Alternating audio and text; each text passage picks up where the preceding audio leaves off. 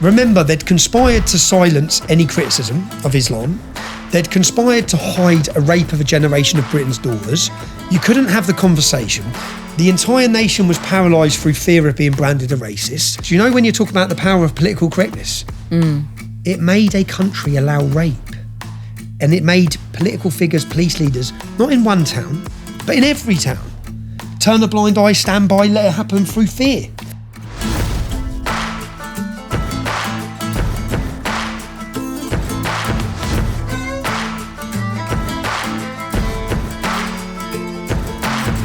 Welcome to this week's episode of Going Rogue with Lara Logan. I have a really important guest today, someone who's important to me because years ago I discovered that there was something absolutely horrific that was happening in the United Kingdom.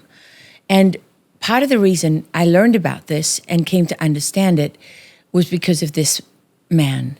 And it was something that was so horrific because it was the rape of vulnerable working class white girls in the United Kingdom. And it didn't make any sense because these girls were being targeted for being victims and nobody was standing up and doing anything about it. In fact, the police weren't helping them for the most part. And there were terrible, terrible stories about the cover-up. And I didn't understand it. I had lived in London for years and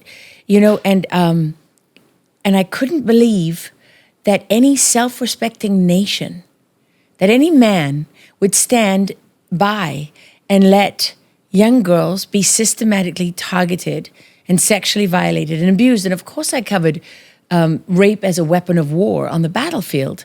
And then I went through my own experience of being gang raped and sodomized and beaten almost to death by a mob in Egypt. And so it's not that I am incapable of viewing the world beyond that lens. It's the fact that along the way, all of our experiences bring us to a point of understanding and inform us, and we have a strong sense of what is right and what is wrong. And this man caught my attention because he was doing the right thing for the right reason. And in the end, I think that's what we're meant to do, all of us. That's what we're asked to do. And so he is a very controversial figure. You can say his name to certain people in the UK or British people, and you can see their faces. He's been to prison multiple times, treated poorly by the authorities in the United Kingdom, who seem to have completely and utterly lost their minds. And he has never wavered. I followed him for years. Maybe by now you've figured out I'm talking about the one and the only, none other than Tommy Robinson. I don't take everything he says at face value. I follow up on things. I look at them, I vet them, and maybe sometimes we differ slightly on certain parts of this, but he has brought a very important conversation to the fore. He is one of the few people in the United Kingdom to stand up against these systematic, organized rape gangs run, for the most part, by Pakistani and other Muslim organizations and people, and targeting mostly young, vulnerable, working class white girls. But not only, there have been others who have been targeted, but there's been a massive cover-up that reaches all the way to the highest levels of power in the United Kingdom. And so we didn't know if he was ever going to be able to make it to the US. This is actually quite an historic moment. Your friend Katie Hopkins was here on the show before you and advocated strongly in your favor. Not that she had to, but she just loves you as a person. And I just would like to welcome you to the show, Tommy. Welcome you to Texas. It's a privilege being here. I'm blessed. And I am going to come right out of the box and say, I am ashamed as a journalist that I have to watch your work in Texas to understand what is happening here. I've understood it in different way at different levels, but until I watched your video, I really did not quite appreciate the depth and breadth of the takeover of certain towns and cities and areas of this state. I've seen it all. So I first come to America in 2011, and I gave a speech called A Warning to America. And I said in that speech that I wish someone come to my town 30 or 40 years ago. I wish that someone didn't come and talk about what they've read or what they're predicting, come and spoke about what they've seen and what they've experienced. So I've experienced it. I've seen it all. I know how they operate. I know how they're going to operate. I know how they're going to infiltrate. I know how they're going to use your laws, your constitution, freedom of religion. They're going to use these as weapons against you. They use democracy to end democracy. So not every Muslim, look, and so people understand my upbringing or my background. I'm from a town called Luton Town. Luton. We don't pronounce our T's from Luton. That's like bottle, water. Luton. I lived in the UK for 10 years. Yeah. So It's a working class accent, which is probably why we're hated by the media or by the upper class. And the elites hate the working man. we have a huge class system in the UK. I don't know if Americans are aware of the actual level of class system we have, where we, as working class people, it's the reason our daughters were sacrificed. But we're supposed to just sit down and shut up. Yeah. And when we don't sit down and shut up and we start to unite a country or people or highlight issues that shine a torch on the failures of those that govern us and the failures of their policies, because these rapes that you're talking about, we can go into detail on them because I think you need to, because this isn't far away, America. This is no longer. We used to you think of these rapes in the Middle East, you think of them in Afghanistan, Iraq. No, now it's Paris, it's Berlin, it's London, it's every single UK city, and it's American cities. They're here. Well, it's interesting you say that, because years ago I was trying to do a story on acid attacks, and I wanted to create an acid attack map of the world.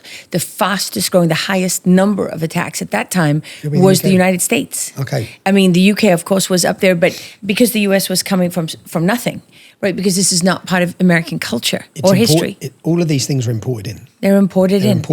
They're imported into the nation, the view of women, the hostility, the level of violence, even the level of violence which is now plaguing, the knife crime. This all come in when the Somalians come, and then the British gangs had to up the level of violence because these Somalians it's a whole new level of violence that no one has seen. And then you get treated as criminals. And then there'll be people or other gangs, which would have been British gangs, black gangs in London having to try and raise their level of violence to compete with the new gangs. So all of these things are imported in. So the rise in violence, it all comes from the rape stats, which I think we have to go into so people can understand. Absolutely. And you have to understand, because as I said, what's happening now, Plano, was it Plano? Is that where I went? Plano, Texas, yeah. Which are just a few hours from here. You can drive there. You know, this is not far. Yeah, it's right on my doorstep. It's a blueprint. It's coming to what's happened in New York. Like, you might think sitting in Texas, that's in New York. No, that's coming to your town and city. Now, the reason I started speaking out, first in 2004, but really in 2009 is where I become prominent, because I started a street protest movement to make sure that they couldn't hide these issues any longer. We hit the streets, young Englishmen, in our thousands, sometimes 10,000. And we hit towns and cities where these crimes were being covered up, where no one would talk about them. And you spoke about earlier about the police and authorities turning a blind eye. They didn't turn a blind eye. They actively accommodated, facilitated, and conspired to allow the Muslim community to rape their way through our country. And that's what's happened. And some people... So, Tommy, wait, let me ask you about that, because some people hear that, and I know it's true, because I've researched it and I followed it for years, but to some people, that sounds unimaginable. Like, you tell them the Biden administration actively engaged in trafficking of young children, and over 500,000, 500,000 kids were brought into this country, and they've lost, and some of them were sent to known traffickers, were allowed to sponsor, officially, legally sponsor, and they transported them across the country. And they did this knowing that they were trafficking kids, and they put up a hotline and ignored all the kids who cried in. So, but then people will say to you, well, why would they do that? As if, like, you're not credible. I don't believe you, because it sounds too horrific. No government or no one in power, no police officer, no law enforcement would ever do that on purpose. You're totally correct. And that's what everyone said to me in 2009. Yeah, that's the same thing. I become under attack. I was prepared. I knew I've grown. So you understand the background of where I live. Luton Town. Luton. When I was born in 1982, one mosque, now 45. White English are now a minority in the town. We have a 50% Pakistani community. So I'd seen these problems. So it's not like I had it's not like I was just could look into the future. I just seen what happened in my town. And how old are you? Well, I'm now 43. So this was happening when? My whole upbringing, I'd seen the difference between the Islamic community and the other communities. And there's never been racial division in our town. The lines are drawn through religious communities. There's the Muslim community and there's the non-Muslim community. At my school, there was the Muslim playground, the non-Muslim playground. Are you serious? 100%. Oh, if you walked into and I challenge anyone. And that was when, in the 90s? This is when I went to school. Yeah, I went to school. So I left school in 2002, 2000, year 2000, did I? Yeah. 1998, I left school. So during that time in school, This is in the 90s. it's in the 90s, and I challenge anyone to do this. When journalists used to come to me in Luton, Yeah. when I started my activism in 2009, I'd seen the decay of the more Islam, the less freedom. I'd seen the police bend, the politicians bend. Everyone was scared of this community. Everyone. So we now know, you've heard two-tier policing. That phrase now has become part of British vocabulary. Well, it wasn't 20 years ago, but I was talking about, I've dug up my speeches from 2004. I made leaflets in Luton talking about the grooming. I called it the targeting of our girls and using drugs as a weapon against... Because it is targeting. It's not grooming. Grooming is nonsense. It's a nonsense word that's meant to cover up rape. Well, they called it Loverboy in Holland. They call it grooming in the UK. We're talking about rape jihad. That's what we're talking about. And to the audience who may be alarmed hearing these things, well, that's the way everyone reacted to me in 2009. There's interviews where I went on Jeremy Paxman. Do you know Jeremy Paxman? I do. He was the most... And I was scared at the time, yeah? So I went from a working class lad from Luton Town. Luton's voted the roughest town in Britain. Huge poverty levels. It's got a lot of problems in Luton. Named by the CIA as the epicenter of terrorist activity for Europe, Luton is. Omar Bakri, Abu Hamza, some of the country's most known terrorists, their organisation's head office was in my town, in Biscuit Road. Kids And the American audience isn't as familiar with them, but that's the One-Eyed Sheikh. The One-Eyed Sheikh? Right. The One-Eyed Sheikh. So some of the most famous Islamic Jihadists. extreme jihadi leaders in the UK. In 2026, the financial markets are already moving faster than many expected, and gold is no exception. When timelines compress, people rush to catch up, and that's when availability gets tight. That's why this may be the moment to move some of your wealth into gold. Monetary Gold can help you do that with over 25 years of experience in physical metals and support without pressure. Call 800-888-0807 or visit laralovesgold.com today. Request the free guide and explore if you qualify for up to $5,000 in free silver. Yeah, so I'd seen all these problems growing up. I'd seen my cousin was a victim of these gangs. She woke up 14 years old in a house, bearded Muslims all raping her. She run naked from the streets. But these crimes were horrific, but the government's response and the police response was nothing. They wouldn't do anything. Now, to most people, this sounds unbelievable. So when I started in 2009, it was after our soldiers were attacked in Luton. And Beslam School Massacre, you all have that moment that opens your eyes. At some point, anyone watching this, if you're watching this, your eyes are open because you're watching these discussions. But there's something that opened your eyes. There was that moment that it clicked and you thought, this isn't right. And once you think about the future of your nation or your children, you look at them and think, well, I've got to do something. And even if you try to close your eyes, because I tried at times, I thought, this is all getting a bit much, it's pressure, my family are in danger. You can't close them because it becomes so important. But my moment was the Beslam School Massacre. I'm a young man. I'm a successful young man.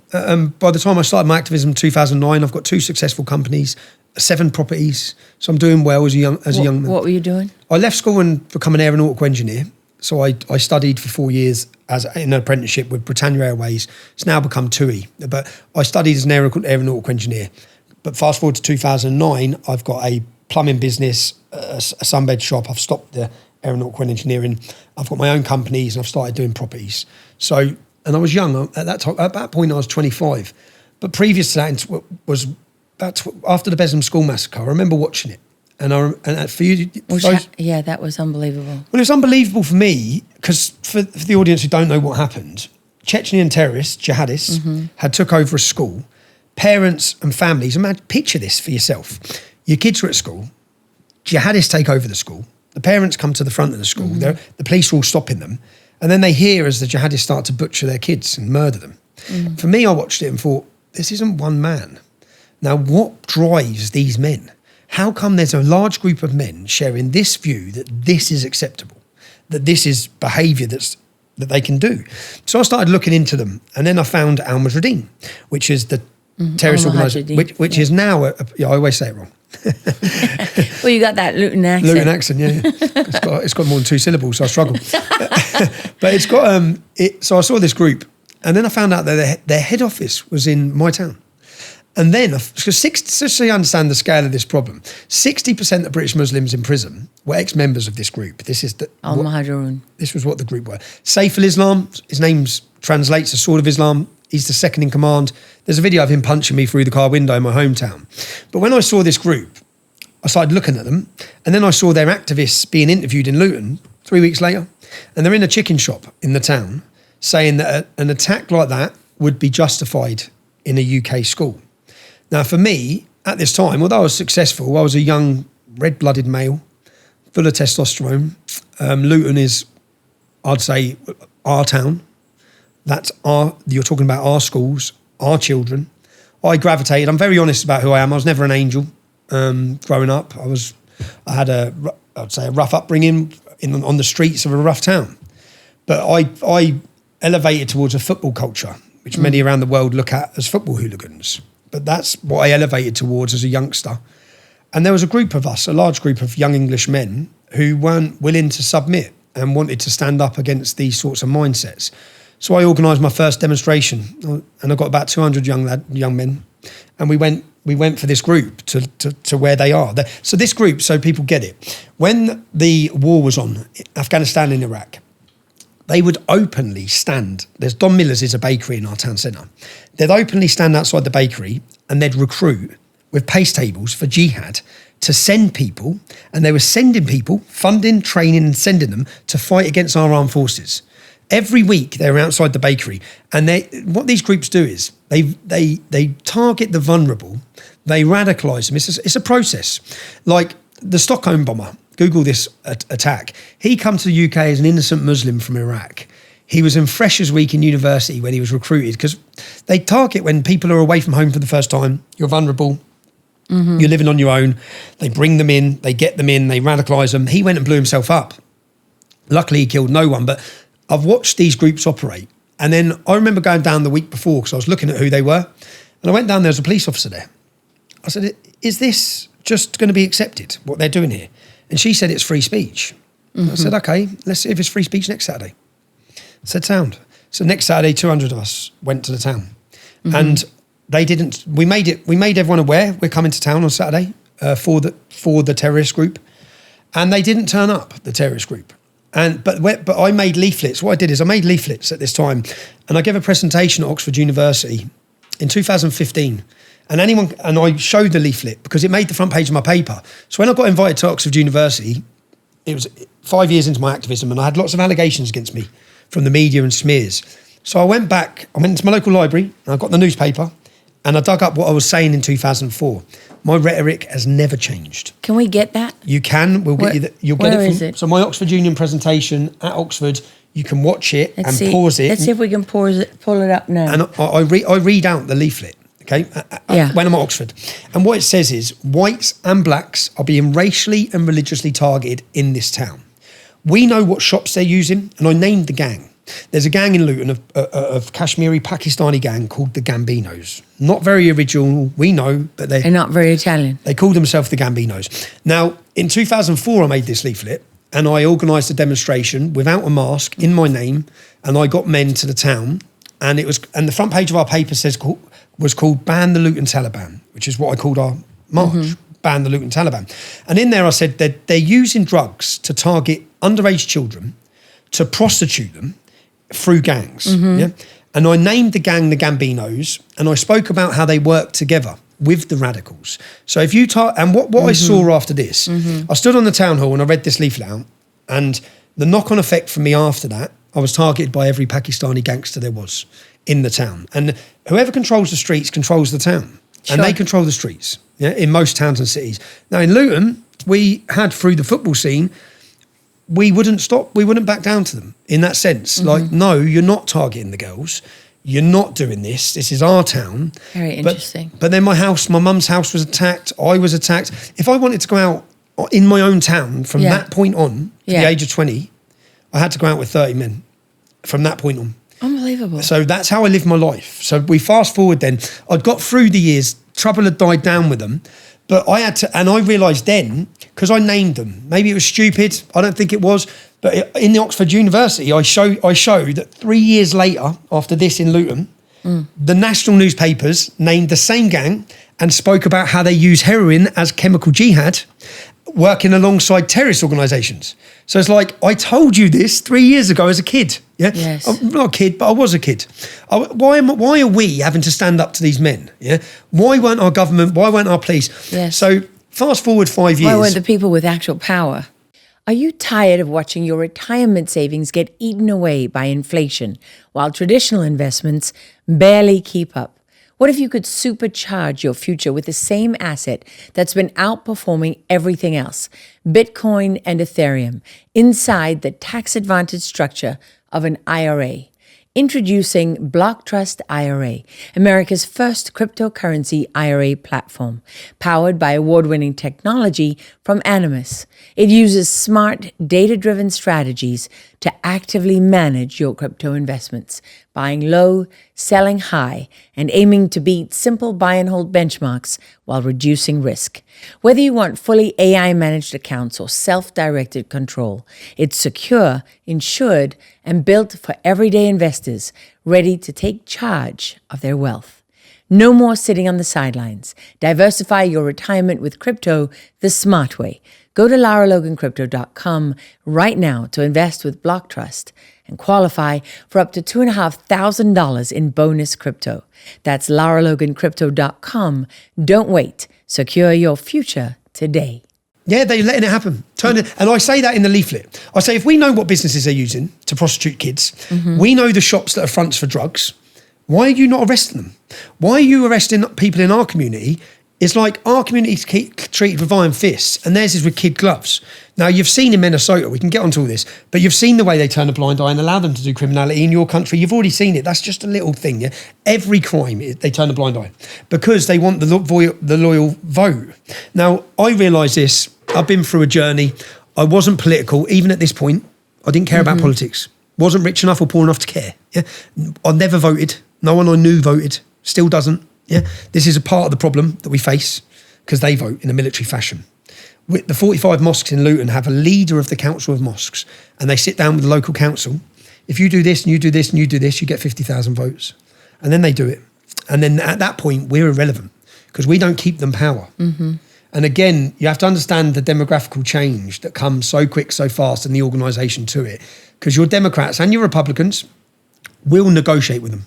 Because in swing states and places like that, they want the vote. Of course, absolutely they do it. It's all about power. They do it all over. And they do it on a local level and they do it on a national level. Let's see if we can look at that speech of yours. There it is. Let's listen to some of it. This was my most, when I walked in here. You were quite cute as a young man. You. Yes. Yeah. But when I walked in here, this was the first opportunity I'd had since starting. So we have 5 years from when I started my activism. I got attacked. Fast forward to 2009, and there's a soldiers' homecoming parade through my town where the soldiers are given freedom of the city. It was Tuesday morning, I think. And I went down to pay my respects because Scott Muntridge was 26. He died in our local regiment. Michael Swain, 19, lost his legs. Their mums were there that day. Everyone was there. And I went down and I saw the Al-Mujahideen. I saw all of them. And I saw the police walk them through the town hall. Wow. And I'm watching, thinking, what's going on? Police everywhere. And then I heard commotion. So I run round to see what was going on, and they're attacking our armed forces. They walked them through the town hall. As the soldiers marched here, they put all the Muslims here. They spat in soldiers' mums' faces, and they were screaming, butchers of Basra, baby killers. Now, look, in that conflict, my views on that conflict have changed since back then. They lied to us about a lot of things, the governments. But if they've got a problem with that conflict, a soldier swears allegiance to Queen and country. They don't choose the war.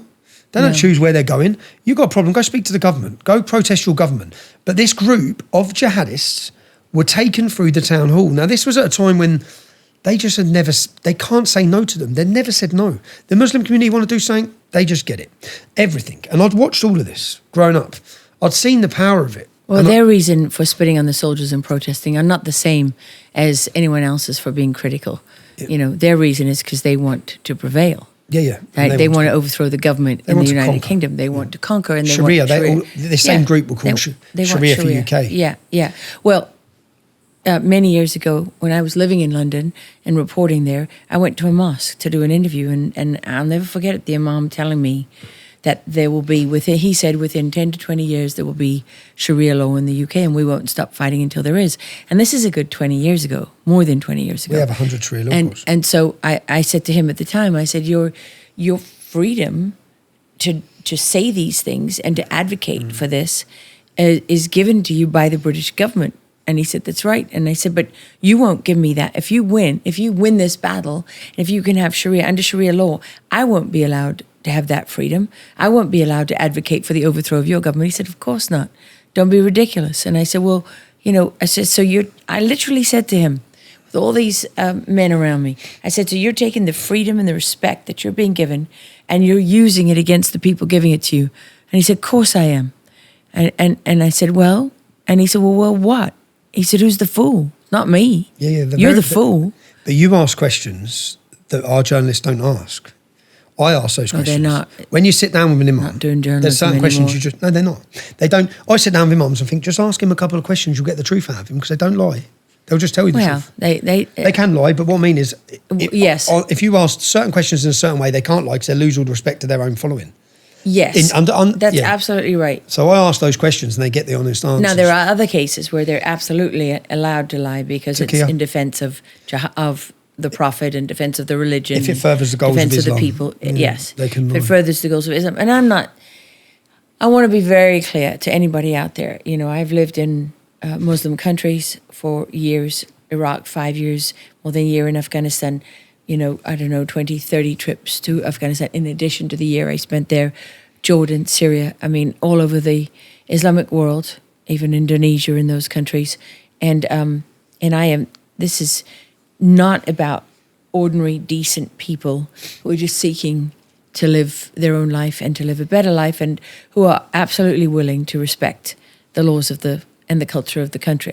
We're not talking about them. And for those people who want to accuse anyone of being racist or Islamophobic just for wanting to stand up for themselves, I'm going to be. I say to all my many Muslim friends, when I come to Iraq, if you want me to wear a headscarf, I'll wear a scarf. If you want me to, if I'm going to go to a mosque, I'm going to dress as they want me to dress. But I don't want to wear a burqa, and I don't want to give up any of my freedom, and I don't want my daughters growing up that way. And I have a right to say that. And I have many friends who agree completely with that, many Muslim friends who feel exactly the same way. They don't want it either. They don't want Sharia law either. I don't get So they're different. Not different, but I'm saying is when you talk about what we're discussing here, where are not the people who go to the mosque to pray. We're talking about the people who go to the mosque to use it as a forward operating base. It's a command and control node in a war. To obliterate Western civilization and establish Sharia. Where are the wars launched from? They're launched from the mosque. Of course, because they get the protections, religious protections, and that's where they can operate with impunity for the most part. The thing is, I don't understand how people conflate the two. Muslims are people, and they're some great people. And if you hate all Muslims, it's a problem because they're all different. Yeah? Exactly. But Islam is an idea. And it's our God-given right. It's a civilization, to look at that right. It's a political ideology. But it's our God-given right to look at Muhammad, who was he, ask questions, see his flaws. Was he a moral man? No, he wasn't. Did he commit murder? Did he commit rape? Yes, he did. This is not Jesus. Yeah. So we can look at Muhammad, we can talk about him, we can look at the Quran to understand the teachings, which we have to, because 70% of the Quran talks about how we should be taught as non-Muslims, how they should deal with us. So even if you look at Mein Kampf was 7% Jew hatred, and it's banned. The Quran's 11%.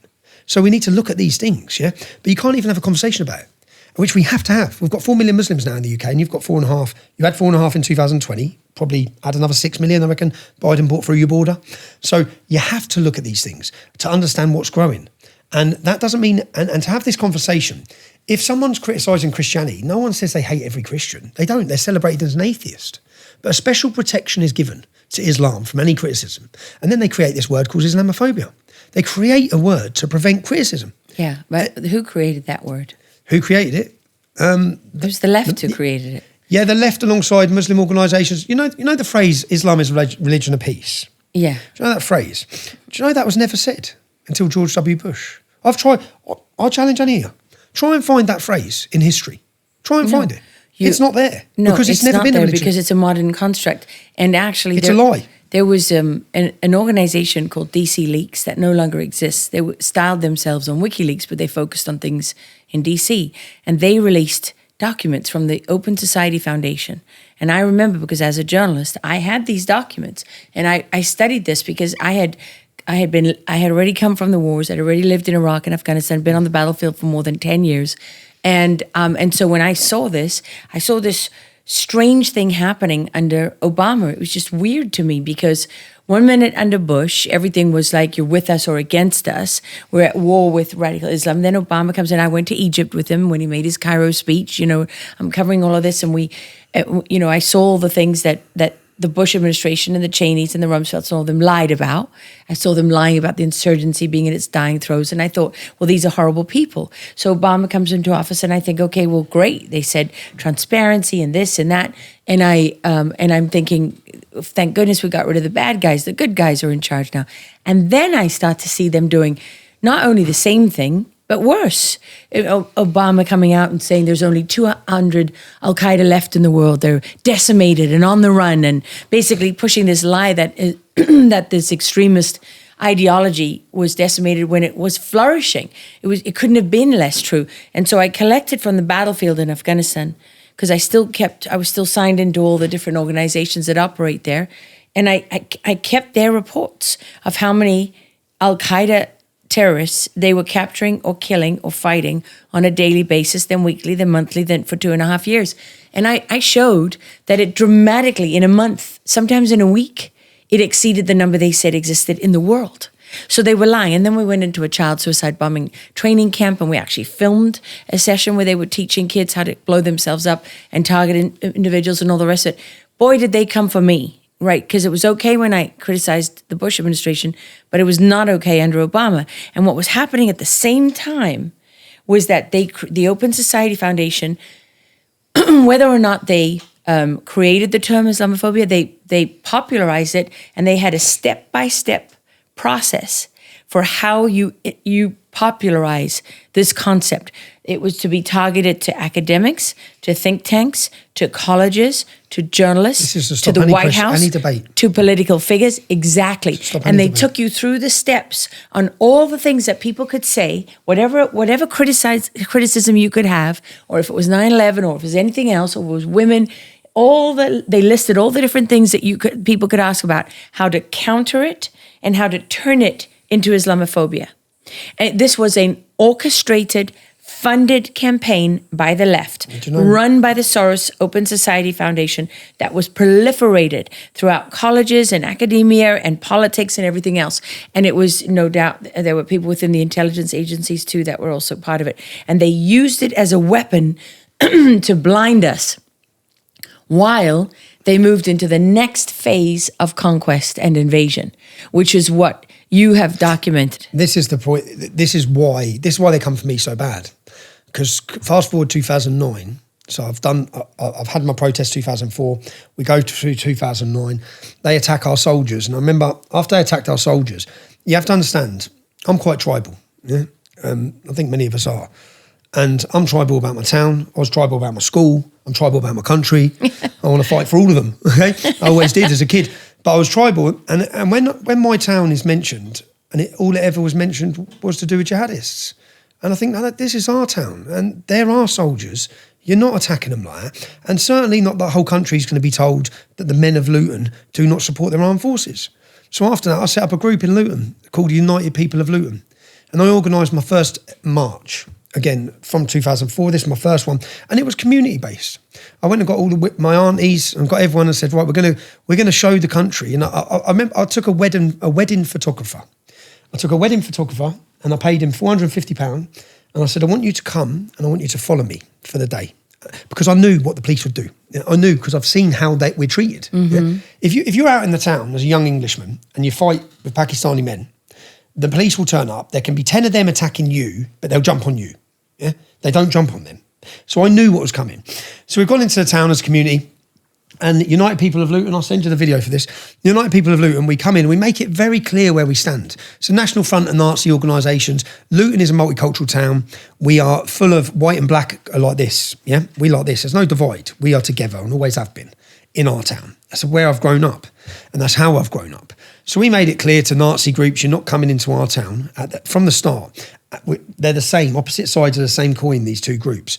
So we went into the town and the police kettled us for 3 hours. They locked us in and on horseback. They hit my friend, who's a little mixed race lad, knocked his teeth out of a baton. But when we got to the town, they stopped us with cameras. They made us say our names. They took our shoes off. They put their hands in our pockets. And as they're doing this, I said, you didn't do this to them. I watched what you done to them. You took them through our town hall. You didn't search them. You didn't put cameras in their faces. You didn't take their names. And you attacked us that day as well. So how are you attacking us? We're just trying to get to that war memorial to pay our respects. So at that moment, and the way they treated us, my auntie had to urinate in the street. When that's happening, when they locked us in, the police, I just thought, you wouldn't do this to them. A Muslim woman would never be made to urinate in the street. You wouldn't dare do it. You would not dare treat them like you've treated us. So it become then about equal treatment. That if they hadn't have done that first day, so then comes 3 weeks later, so this was the first bank holiday in May. Second bank holidays come in, and then it was a very different mood in the town because you could have lit a match and thrown it and the town would blow up, literally. That I've never felt the rage that was happening amongst our community. And I went to all the different areas, different estates, and said, look, on this date, we've got to come together. Like, forget, because other areas have rivalries in the town. As I said, we're tribal. But I said, on this day, we have to unite and we have to send a message to not just the government, but to the country that Luton's standing up against this. And then I went and I paid the wedding photographer again. But on this day, between the first event and the second one, I set up so people say, why did you take to the streets? Before I took to the streets, I set up a petition locally and I got 3,500 signatures and I tried to get a meeting with the council. And what I was saying is, when my mum or my cousins or our daughters or our sisters, when they go into that town centre, they shouldn't have to cross paths with ISIS in the town centre. No. They're there every week. So in the UK, you have an ASBO, which is called an antisocial behaviour order. So troublesome kids in our community, if they cause trouble together, they get given an ASBO, which bans them from being together. And it bans them from standing outside these shops. And they do that for the good of the community, so the community can live a normal life and not have trouble from these little delinquents. So they cannot be harassed. So we used the laws they've already got and said, what we're asking you to do is ASBO these terrorists. They've just attacked our soldiers. There was about 60 of them. They stopped 330 coming into Luton on that morning, the police did. They had leafleted all the mosques, so the whole Muslim community knew they were going to do it. We didn't. They attacked our armed forces. They humiliated our town and our military. And you could have stopped it and you should have stopped it, but you were too scared to. And then when we've come out to support our troops, you've attacked us on horseback. Like, we're just trying to get to the war memorial. You can see the videos. They charged us all on horseback. And we think, we're just trying to get to the war memorial. You let them do this at our war memorial. So after that first one, we were angry, we were upset, but they raided 13 houses. Now, this was a weapon they've used since this early days. So they come to my mum's house. I wasn't there. So they hadn't got me, but they'd gone to influential men that had been there. And this is to put fear into everyone. Sure. And they'd give them bail conditions on bogus charges for 24 hours a day, 7 days a week. They banned us from the town. So we, as Englishmen, weren't allowed into the town centre for 3 months, whilst they were, after attacking our armed forces. You attacked us with your bans. You turned the police on us. So this moment then, I remember I rang the police after this and said, listen, anonymously, because I said, we're coming back to the town. If you try and stop us, the town's, it's going to burn. Like, everyone's so angry. We want to get to the war memorial. And on that day, because you weren't able to get there, we weren't able to get there the time before, they stopped us. So we said, look, we want to pay respects to the armed forces that we weren't allowed to do on the day of the homecoming. We weren't allowed to do on that day. In between this, we have St George's Day. It's on the 23rd of April. It's our national day to celebrate who we are. They banned it. So all of this is happening at the same time. They banned St George's Day? They banned St George's Day. They banned the emblem of St George in the schools. So that everything has gone. We don't get to celebrate our culture. Can you explain for our audience the significance of St George's Day, what it means? So the significance is we have one day a year, just like we have Armed Forces Day. We have LGBT month. We have Black History Month. Yeah? But you have to understand, this is what's happened. As a young Englishman, my mum was Irish, but when it's St Paddy's Day for the Irish, in Luton we have a 3-day festival. I'm pronouncing my T there, but we have a 3-day festival. St Lucian Day, they have a festival. Eid, they have a festival. Celebration, fairground rides, everything. St George's Day, they send out letters to the kids at school saying, do not bring in the emblem of St George. And there was a school that done this called Enclave. I rang the school at the time. This is when we're starting our activism. I said, what are you doing? Like, why have you told kids? And they sent kids home who brought a badge in with an England on it. And the emblem is the white flag with the red cross. Red cross, but the school's mixed with Pakistani kids. So I pointed out to the school, when Pakistan won the cricket, you celebrated it in school. You had Pakistani flags. It's our national day. They said you can celebrate outside of school. I said, what message do you think you're sending to our kids? That they should be ashamed of who they are. So you've done it well in America. You've succeeded by embracing every minority that come here, every migration that comes here. You make them swear allegiance to Stars and Stripes and you make them feel American. Well, not in the UK. We let all these others come in and we told them all cultures are equal. Celebrate your own culture. Create your own ghetto. Yeah? You don't have to leave it. You have your own values. You don't have to accommodate or assimilate in any way. That's what our government done. They failed miserably in everything. They should have had Union Jack flags and they should have had everyone celebrating British identity if they want them to become part of Britain. But they didn't make an effort to do this. So growing up in Luton, I'd watched all this. I felt lost as a young man. I found my culture and identity through football. That's how I found it. But when they'd done this as English, so all these things had happened. But you got to explain the significance of St George's Day for people. Significance of St George's Day is where we celebrate St George. It's our English. It's one day where we as Englishmen in the town, we come together and we celebrate being English. It's one day. And we celebrate mainly through going out. The pub is the beating heart of British culture and English culture. So that's what we would do each St George's Day. But everyone else has a festival. Everyone else has a parade. So they made it on the front page of the newspapers, St George's Day banned. And they said it was banned because of racial tensions, religious tensions, because of what they done. So they probably knew English come together on this day, there might be some problems because of the Muslims, so we ban them. So we ban everything. And we'd seen all this growing up. We'd seen the erosion of our culture and identity as every other culture is celebrated. And ours we're meant to be ashamed of. And this is why, and this is happening on a national level. Well, I didn't know about the national politics.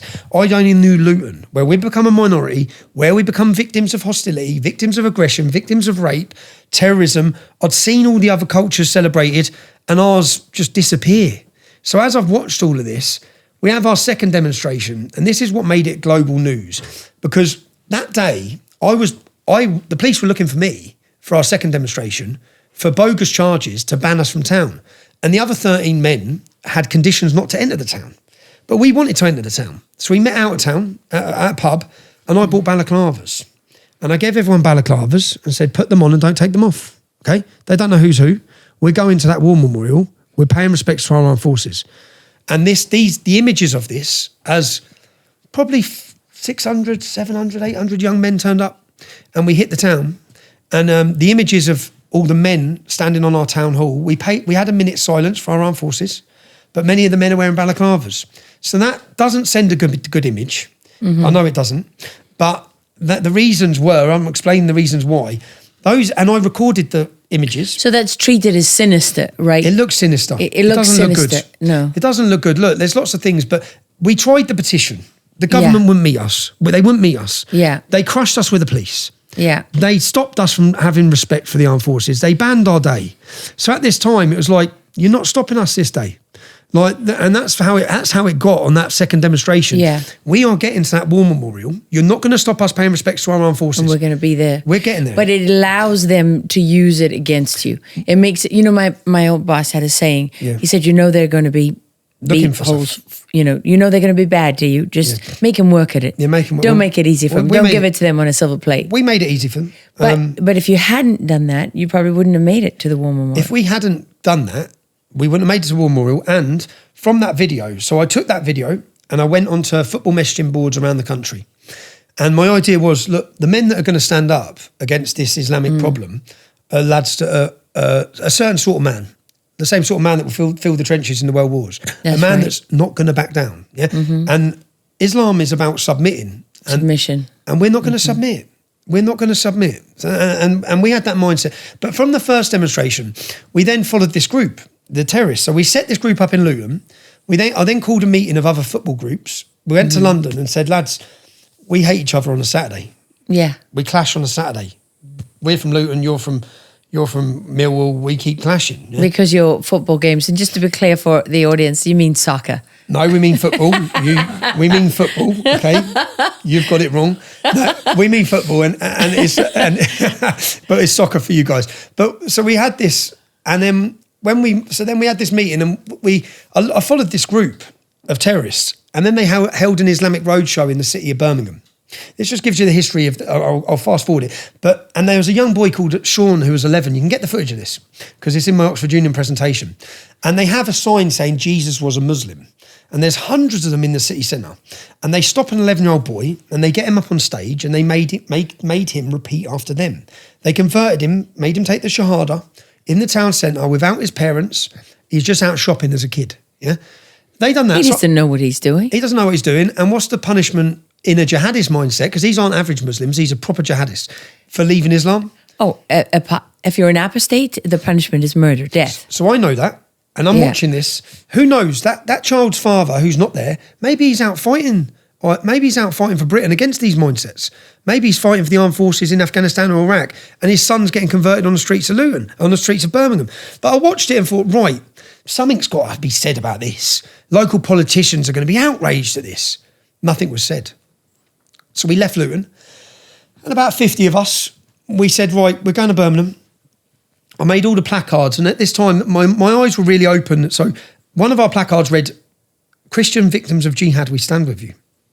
Because I realised that they'd blown up 5 churches on Christmas Day in Nigeria, and it hadn't made our news. And I started really understanding jihad and looking at all these problems. So we went to Birmingham. Now, what we didn't know is that word had spread that this group will come in. We rebranded ourselves from the United People of Luton to English Defence League. I made jumpers.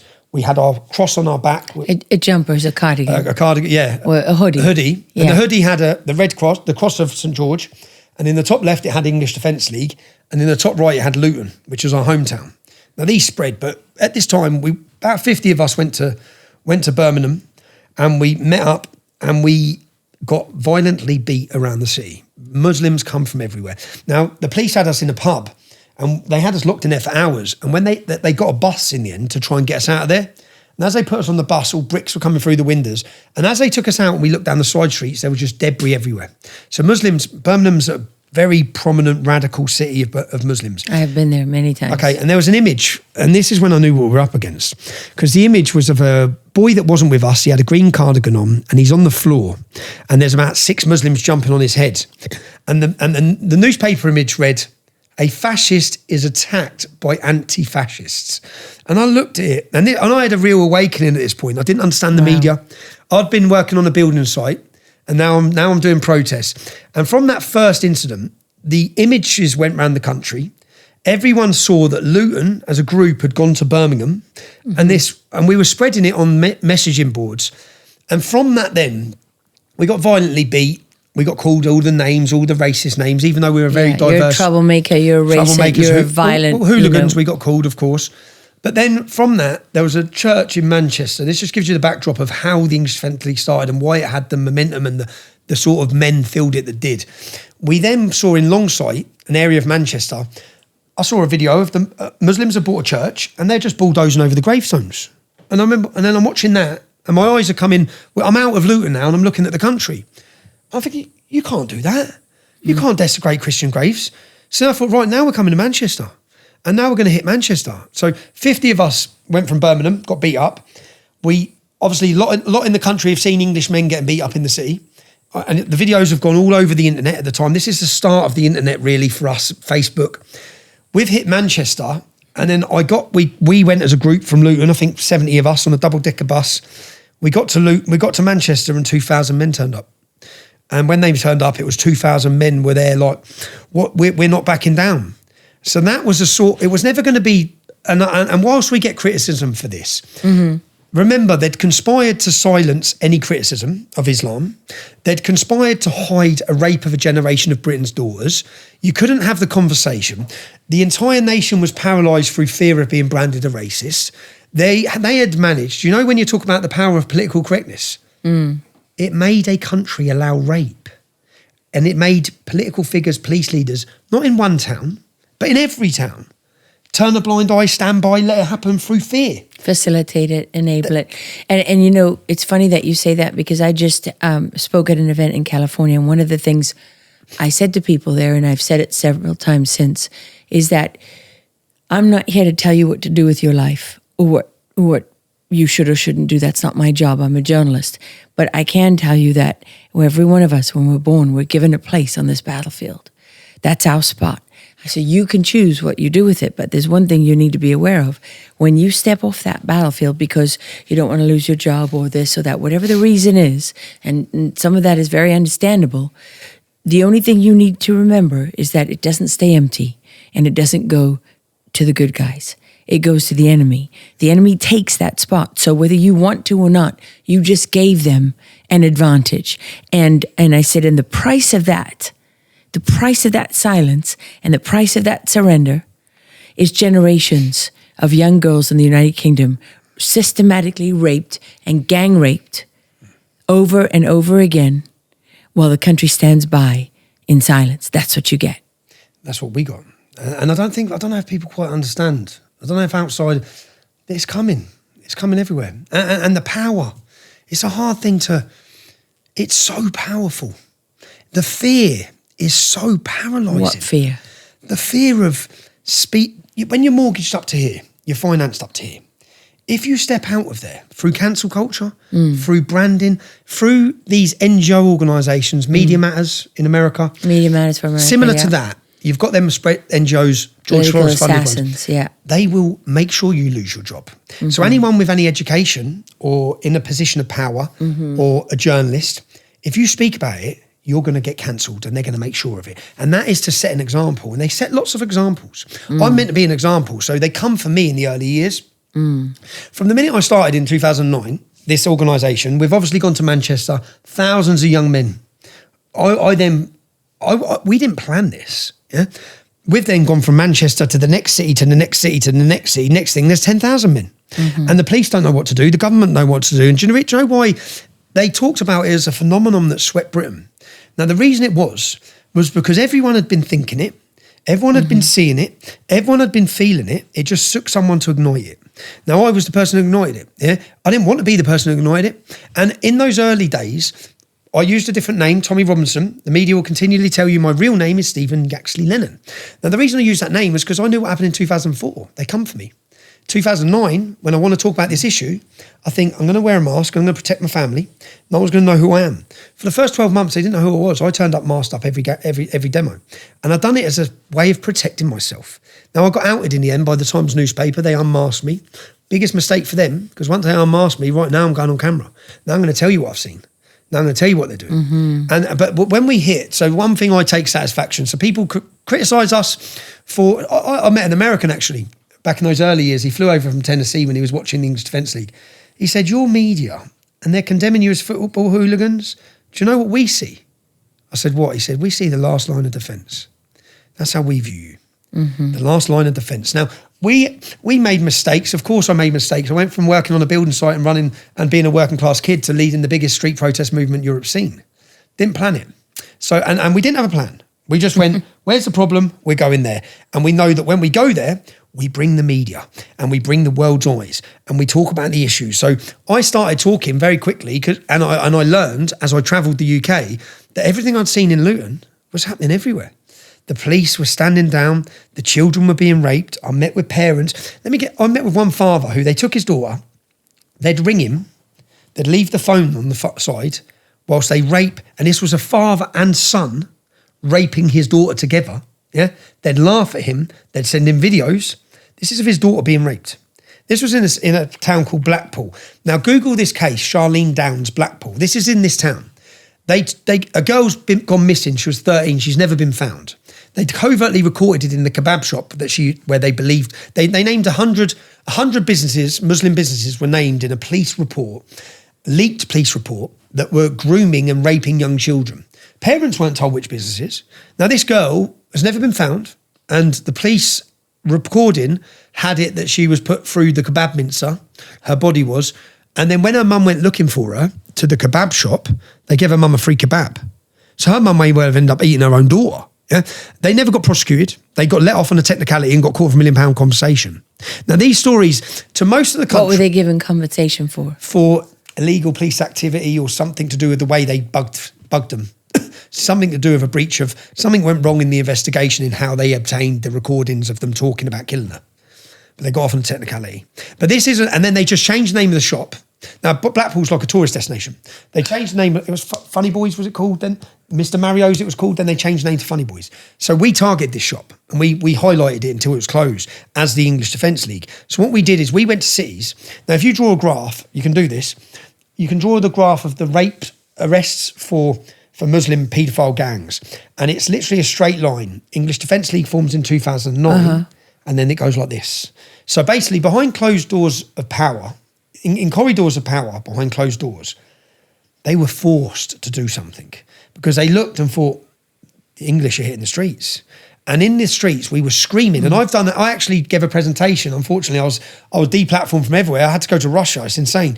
I gave a presentation called The Rape of Britain. And in that presentation, I show how they do it, what justification they use, why they're doing it. But I also showed what they say in court cases. Like a Muslim said it was his religious duty to do it, a Somalian.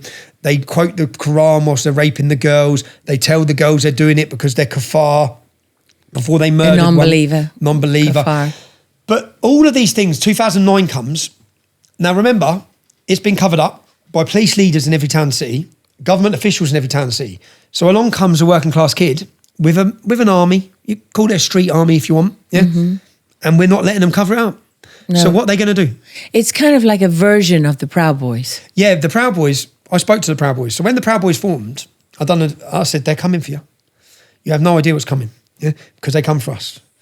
Now, since 2009, after 3 weeks of talking about this issue from the start, there's not been one period from then until now I haven't faced prison. Not one single moment. I've had court case after court case after court case after court case after court case after court case. I face 10 years now. For what? For questioning journalists. Carries a 10-year sentence. I question journalists. Questioning journalists carries a 10-year sentence. Question journalists. They say that I put them. They harassed me. They photographed my family. They targeted me. They lied about me. I turned the camera and said, I'm coming to question you. And I sent them messages saying, when I'm back in England, you get ready. I'm coming with a camera. You're on my. You're now. So they treated that as a threat. As a threat, even though I said I'm coming with my camera to ask you questions. Now, they'll put it before a jury. It's the first time I've had a jury. You mentioned earlier about all my prison sentences. I've never had a jury. I've spent many years in prison. Most recently, 7 months. I've just come out of 7 months on solitary confinement for making a documentary. So the freedoms I remember that. The freedoms you have. But when I started this in 2009, remember, to understand why I become an enemy of the state, it's because the state have dirty hands. Are you officially an enemy of the state? Yeah, I am. They've targeted me since this point because, if you just to understand, people say, why would they do that? Because they've all got dirty hands. They all let it happen. So they know they've allowed the rape of a generation of kids, and they know that if the truth... Well, it's generations now, right? It's 40 years, 50 years. Yeah, 40, 50 years. And no one knew about it until the English Defence League formed. Yes. And then they had to. And then... I learned about it because of you. By 2014, they still do not... So the interview I done with Jeremy Paxman, I'm sat on national TV and I told him they're raping our kids in every town and city. They're coming to the school gates in their cars and no one's stopping them. They're kidnapping our daughters and no one's doing anything. And he sat there and looked at me like I was crazy, like most people. Maybe some of your audience will think I'm crazy when you listen to this. But 2014, a government report is done in the town of Rotherham. I'm in prison at the time, sat in a cell, and bang. I remember. It's breaking news worldwide. I followed it at the time. Everything I'd said, and this is why, whether you want to call it credibility, it's why people understand. I went through all the labels, they attacked us. I've kept my message clear. I've always kept honest on this subject, and I've been proven right in everything I've said. You've been vindicated. I've been vindicated now. But tell me, I want to talk about that in great detail, but we never got a chance to play this video. I just want to see you at Oxford University as a young man. I walked in here and they hated me. And why were you there? What was the context for it? I'd come out of custody. Yeah. What did you been in prison for? So when I started the English Defence League, they went back 6 years on every member of my family. They used IRS as the tax here, right? Mm-hmm. So they went in, they looked at every mortgage application from any family member. They looked at tax, they looked at declaring income, and they done everyone, yeah? Mm-hmm. And then they come and they arrested me, they arrested my pregnant wife, they arrested all of us. They arrested my wife on tax evasion. They arrested me originally on money laundering, tax evasion. They investigated me for 4 years. They closed my companies down, put me on financial restraints, and I lived 4 years. And if I'm honest, if they hadn't done that, would I still have continued the activism I was doing? Maybe not. Because you've got the balance between family life, success, but they took everything from me. They made me the best leader of the English Defence League I could ever be, because they took everything else. So I dedicated my time and my effort. But they take a chance. Most people would break. Yeah, they thought they'd crush me. And then at the end, so they offered me a deal. So I had 7 mortgages, all of them were legit. But my brother-in-law, who was an apprentice for my company, we had a thing in the UK called self-certification mortgages. It's similar to what they done to General Flynn. This is Lawfare, yeah? Yeah. So they come in, and then when it gets to trial, which they've got nothing on me, I've got not guilty on tax, and then they come in and say, right, plead guilty to these charges, we drop every member of your family. So if you don't plead guilty, my wife has to stand trial. Now, so people understand, I live under constant death threat. There's 6 Muslims in jail. They got caught with guns, bombs, suicide bombs on the way to kill us. They got there 2 hours late. Yeah, they got 30 years in jail. So I've recently, I'm named in this month's ISIS magazine. Al Shabaab have named me. Through my work and my activism, I've become the figure face in Britain to stop Islam. And with that comes consequence. So wow. I can't walk the streets without being ready to fight everywhere I go. Yeah, and many images of this are online. People talk about me being violent. I said, no, I defend myself. Yeah. If you hit me, I'll hit you back. Yeah. I'm not going to apologise for that. I don't want to be in that position. Sometimes I have to become someone I don't want to be in order to defend myself. But I have to, or I won't survive. So I've lived through this. But my wife, I managed to keep hidden from this. So when they say we're taking your wife to court, yes, I know she's not getting charged, but then her identity is out there. She can't walk down the streets and my kids in.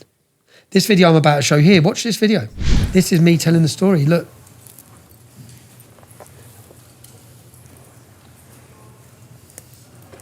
Hey, first of all, I'd like to say it's a privilege and honour to be standing here today.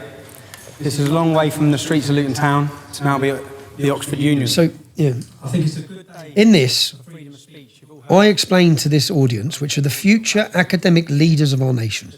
For me, it's important being at Oxford University, yeah? And it is a long way from the streets of Luton. Yeah. I'm a long way from the streets of Luton now. I'm sitting with Lara and I'm going to meet congressmen and I'm meeting politicians. So for me, it's a story of giving. I've always wanted to give a voice to the voiceless in my country, and I feel like I'm doing that now. And it's an important voice. But in this, I went in and they hated me.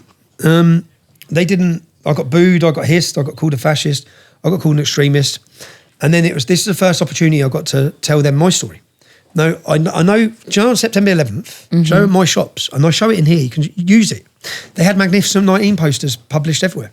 They had pictures of the suicide bombers and they celebrated it. They marched through my town, they celebrated in college. I showed them, so when I'm showing the audience this, I said, now when you went to the shop after September 11th, you probably didn't have this. No. But this was my shops. Now, here's what happened to my friend's father. He was murdered by a Muslim gang. They snapped a knife off in his head. Yeah? Here's what happened to my cousin. And I show all the stories and the evidence. And I show a video in here of attacks against old age pensioners' houses. So you saw my video yesterday in Texas, in Plano, where a young Texas couple were forced to leave their community. Yes. Their grandparents lived there, their mothers lived there. They were forced to leave through harassment of their property. Now, what I show in here is old age pensioners, 67 attacks against their homes. And what I try to explain to the audience, the Palmer family, that lady, that mother is dead now, but she's a very well-respected Caribbean lady who has a son who's a very popular man who's well-respected in the town. They just smash the mum's house up all the time. And they smash it up till you leave. Now, the Howard family, who are 88 years old, they're an old white couple. They don't even repair their windows. You can see the news clip in here.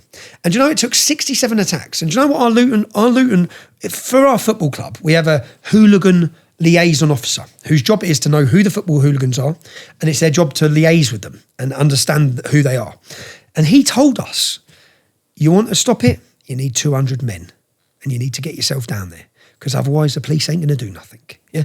And at this time, so the Howards don't even repair their windows. So what I'm trying to explain to the audience is, I know this didn't happen where you live. Right. But this is where I live. Right. I know these families. This is my reality. This is what shaped my worldview.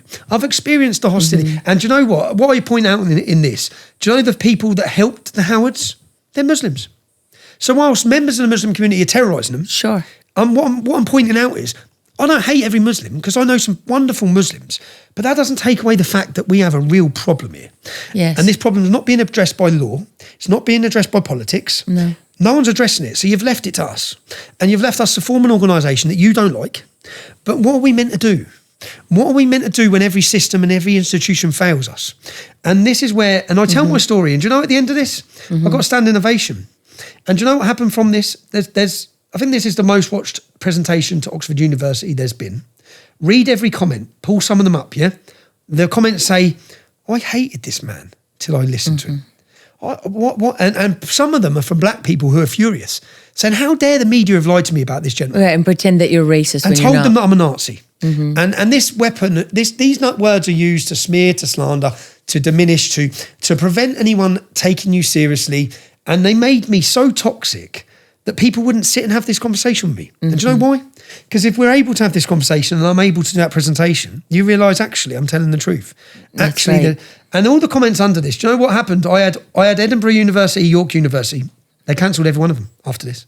So every university was forced to cancel me because they realised, don't let him talk. Wow. I was blacklisted from every media station there is. Now, I want to go into detail for an American audience here on the rape problem, because I started talking about rapes and there's videos of me talking about them and standing giving speeches to the British audience saying they're raping our women in towns and cities. You've got all the evidence is there. And when I looked at the cities we went to, so I looked at Telford. We went to Telford in 2009. They started making arrests in 2011. We went to Aylesbury in 2010, they started arresting them in 2013. Wow. We went to this city, and I literally show every city we went to, the police investigations then started arresting them. But they arrested them because they're scared, because young men are ready. Young men were ready. And I understand at the same time, I learned a lot running this movement. We attracted the brave and the stupid. The media kept telling them we're racist, so you did have racists turning up. We had a battle to keep them out. We had a battle. Well, some of those are sent deliberately to discredit you. There's a lot of infiltration. Well, look up Special Demonstration Squad. Google Special Demonstration Squad. You will see the government. On this show, we say search online. We don't say Google. Yeah. Ignore Google. They demonetise me. They won't let me. They hide me. Yeah. So search online. Yeah. Special Demonstration Squad is a special squad from the government that infiltrate legitimate protests and they provoke violence and start violence. And then the weapons of a totalitarian state are the courts, the judiciary, and the media. So if they send people to cause problems at your demonstration, then they make sure there's media there to cover it. and they tell you who we are, what we're about. Yeah. And then you have And they don't ever let you say what you're about, which is what your point is. Let's listen to a little bit of it here. By the end of it, I want you to understand where I come from and who I am. And why. I think why is a major question. Why was the English Defence League a phenomenon? Why was it born in Luton? Why was it started? What are the reasons that brought it there? I'm going to talk to you about Luton. I was born in 1982. When I was born in 1982, we had one mosque. I just want you to understand the demographic of the town. In 2014, we now have 30 mosques. The projected government growth forecast for the Pakistani and Bangladeshi community of Luton by 2030 is to increase by 70 to 77%. This would not be a problem if we didn't experience the problems we see related within the community. At the same time as I talk you through this, I don't want for 1 minute for you to think I'm tarring all Muslims as bad.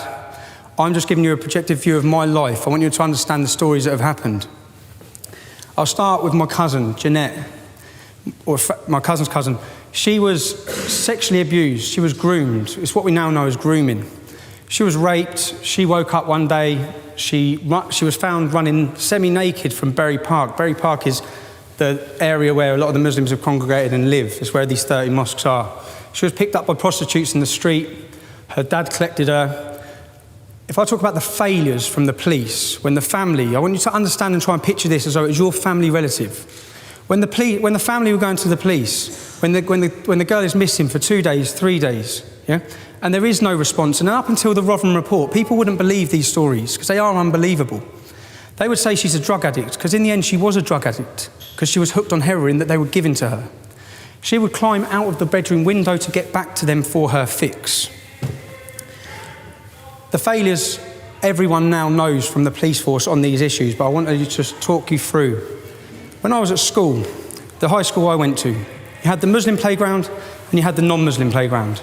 That's the same in pretty much every school in Luton.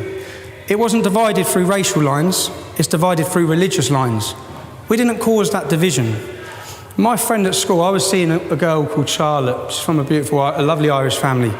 And I was 12 years old, and my friend Razwan was seeing her friend Lisa. And I can remember Lisa phoning up Charlotte hysterical because Razwan's family had all gone up to Lisa's house to threaten the family to say that they couldn't see or speak to each other.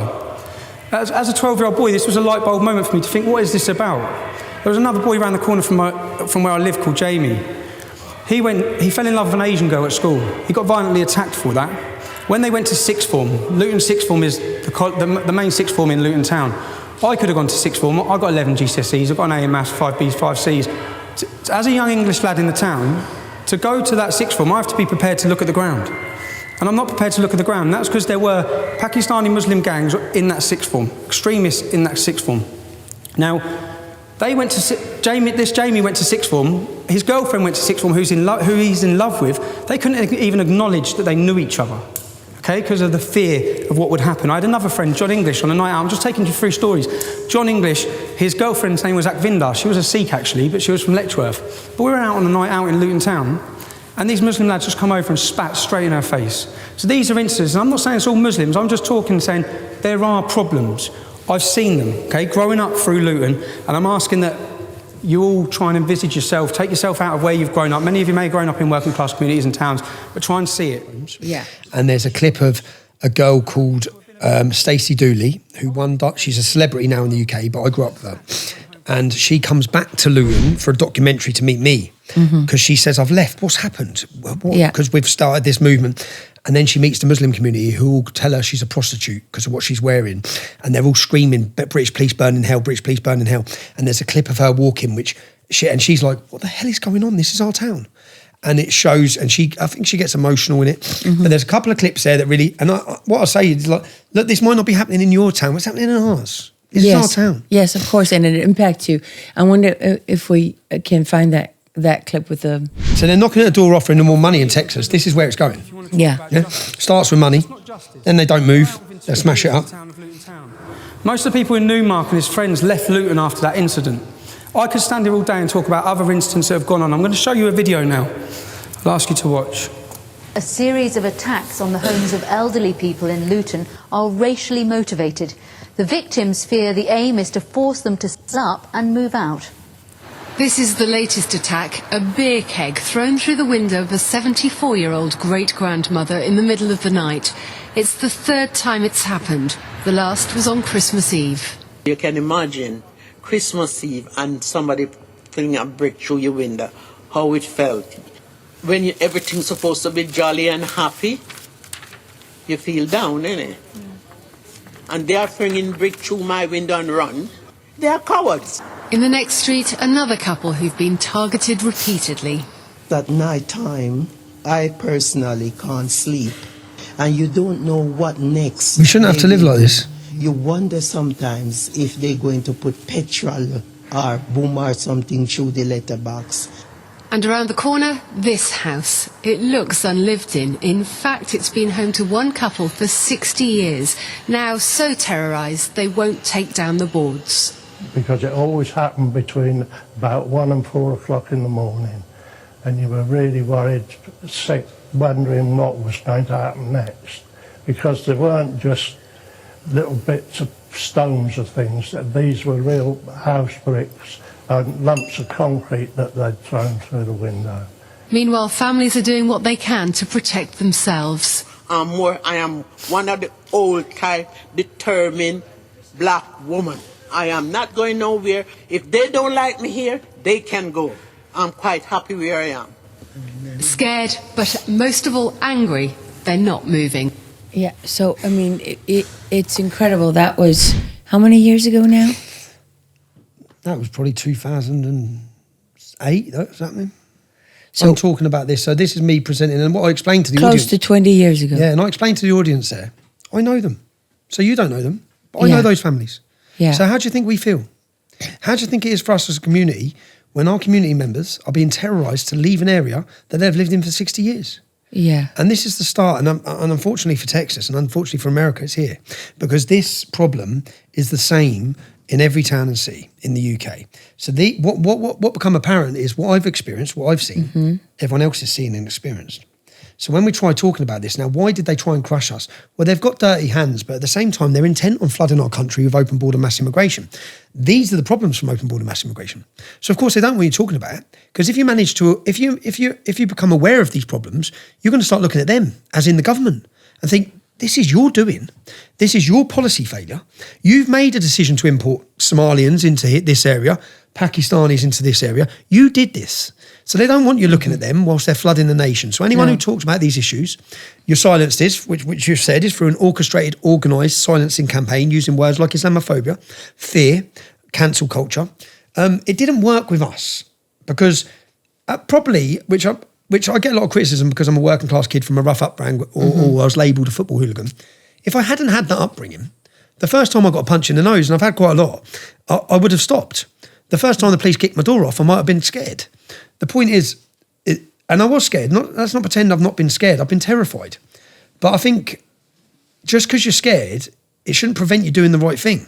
I've been scared so many times. Recently, I've been in some dark places through my activism and where I'm sitting now. In really bad places of fear. A lot of my problems come from fear, but I'm more worried about them for my personal self. I've got 3 kids, and I tried to explain to my ex-wife, this isn't actually about our kids. It's about a generation of kids. It's about their kids and their kids. Because if we don't deal with this, if we allow ourselves, which is what we've bred in Britain, is a generation of cowards. And not just a generation of cowards, we've bred a selfish society that care about themselves. And again, I get a lot of criticism for my support of Israel, and I don't really care. But when I went to Israel, I met lone soldiers. And these lone soldiers had travelled on their own to Israel to give their life or sacrifice their life and risk their life for something that's greater than them. And I realised meeting them, we haven't got this. They understand there's something bigger than them personally. We've become about us. So these young men are willing to come here because they understand the future of a Jewish state or an Israeli state is bigger than them themselves.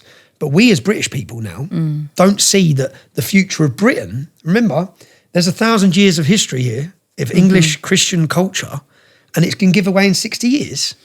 Part of that, Tommy, is because people have gone away from God. Absolutely. I mean, something bigger than all of us is that faith in something bigger than us is connected to our belief in God. And we've become more and more secular as Western societies all across the world, across Europe. I mean, I spoke to a Catholic priest, going on almost 10 years ago now. He said to me that Christianity is done in Europe. It's finished in France, where we were in Paris. Well, the point he was making at the time was that it was, there's been a revival since then because people have kicked back at the death of it. But what was happening in France, they're shutting down the churches because municipalities don't want to pay to keep them up. And as you know, churches are being bought and bulldozed all over the world so that mosques can be built on that ground. But that happens because people are willing to let it happen. I don't think none of that, but that happens because there's an organised attack. Yes, that happens absolutely. Because if they break the church and they break the belief system, they break the identity. And there's no organised response. We responded. Yes. When we set up this movement in 2009, we built it from the pubs. There's no pubs now. They're going. They're closing them all down. They're making it impossible to have pubs. The pubs act as the beating heart of British culture. It's where we come together and sit as men and we moan about what's happening. They're getting rid of the pubs. I never thought I'd see that day. 2,000 more are closing this year. 10 years I lived in London. They're up in the taxes. They're up in the finances. The only pubs that are left. So the community, the beating heart of the community, and then the community breakdown, which is what you're seeing in Texas, which is, they called it white flight. It's no longer white flight in the UK. It's non-Muslim flight. So the Muslim community are brought in. probably as a weapon, open border mass immigration, flood the nation with a hostile community, an aggressive community. That breaks down our community. We flee, we move there. Before you know it, you don't know anyone. Whereas before, we know everyone. Every family knows each other. Now, if you have a strong sense of identity and where you come from, you're going to fight for it. So if you bring this happened in the US before the election. Remember all the fuss over Donald Trump saying they're eating the cats and dogs? Yeah. Because they brought in... the Haitians, which the were... Haitians. Who were. They brought in over 20,000 Haitians into a town that I believe the town was around 60,000 people. So what did you just do? You just, a third of the existing, of the population overnight was altered completely. And you're talking about people who don't speak the language. Now, they have a lot more in common with Haitian people there than, for example, they might have with, 20,000 people from rural Afghanistan. Well, I think but nevertheless, it was a culture shock because people couldn't even communicate. Giving licenses to people who can't read road signs, who have no idea what the laws are, no ability to learn the laws because they're not being presented instruction in French or Creole or their own language and so on. So, what happens to people in that situation is you get a stark visual image overnight of what is happening long term everywhere else. And it's chip. It's happened slowly in Britain, but now they're accelerating in other nations. But your borders, they weren't opened by Joe Biden by mistake. Everyone saw through citizen journalism. You got to see at the border. You got to see people going down showing how organised it was. The caravans of people being brought in. Like literally, you get off the coast of Libya and they're picked up by an NGO funded by the European Union and the German government. They're brought to the next stage. They're housed, they're clothed, they're fed. They're then brought to the next stage and the next thing they're in the bank next to me. Yeah, that's not a mistake. No. There were journalists who found books were literally issued by the UN telling people population replacement as well. Well, population replacement, and I've spoken to someone who actually was sitting in one of those meetings at the UN that took 2 security clearances to get into, but they actually found a book from UNICEF instructing people on how to cross all these countries across the world to get to the US. And that weakens, what it does is it weakens our community, it weakens our No, defense. over time it obliterates your community. I mean, there will be no community over time. Which is what has happened in Britain. And with the rapes, I'll just throw us back to the rapes so that your audience can understand. Say, for example, when I start talking about this, I'm condemned, I'm silenced, I'm shut down, I'm deplatformed, I'm censored, everything. But we're still on the streets, we're still activists. But a little girl was 11, she had a hot iron rod with the letter M, and they scolded it up and they put it on her bum because she's the property of Muhammad. Other girls had their tongues nailed to tables. They take these young girls out, they're poor. The reason I'm saying these things is this isn't about sexual gratification for these men, it's about destruction. It's about taking what you hold most dearest, power breaking you. It's religiously motivated rape. And we see this, and to people, you're not allowed to ask the question why. And for people to understand, for Americans, you voted for Donald Trump to save America. It wasn't to save America, which is why we were so accelerated and you gave us hope. It's to save Western civilization. This is far bigger than the United States of America. It's not just your borders that are under attack. It's the entire Western civilization is under attack. And they're breaking it. And they've had their revolution. They've had a totally successful revolution. Break down the church, break down the family, Planned Parenthood. All of these weapons have been actively working to break down community, church, spirit, fight, resilience. They've done it. They've opened the borders. They've got into the universities. They've convinced the people. They've done this. What we're witnessing now is a counter-revolution to that. That's what, and your election was part of that. Donald Trump gets elected in 2016. They realise they've lost control. They take back control through big tech. We now know how they operated. We know how they were working alongside Facebook, alongside Twitter at the time. Oh yeah, all the phone companies, the email companies, they're working alongside all of them. Everything. All of them. And when you said right in the very beginning, a working class kid from Luton, right? You're not supposed to speak up. You're not supposed to do what you're supposed to do. Well, what do you think happened in America? They said it's a government of the people, for the people, and by the people, but they didn't mean it. It's a government. And it had stopped being a government of that because they'd been stealing elections.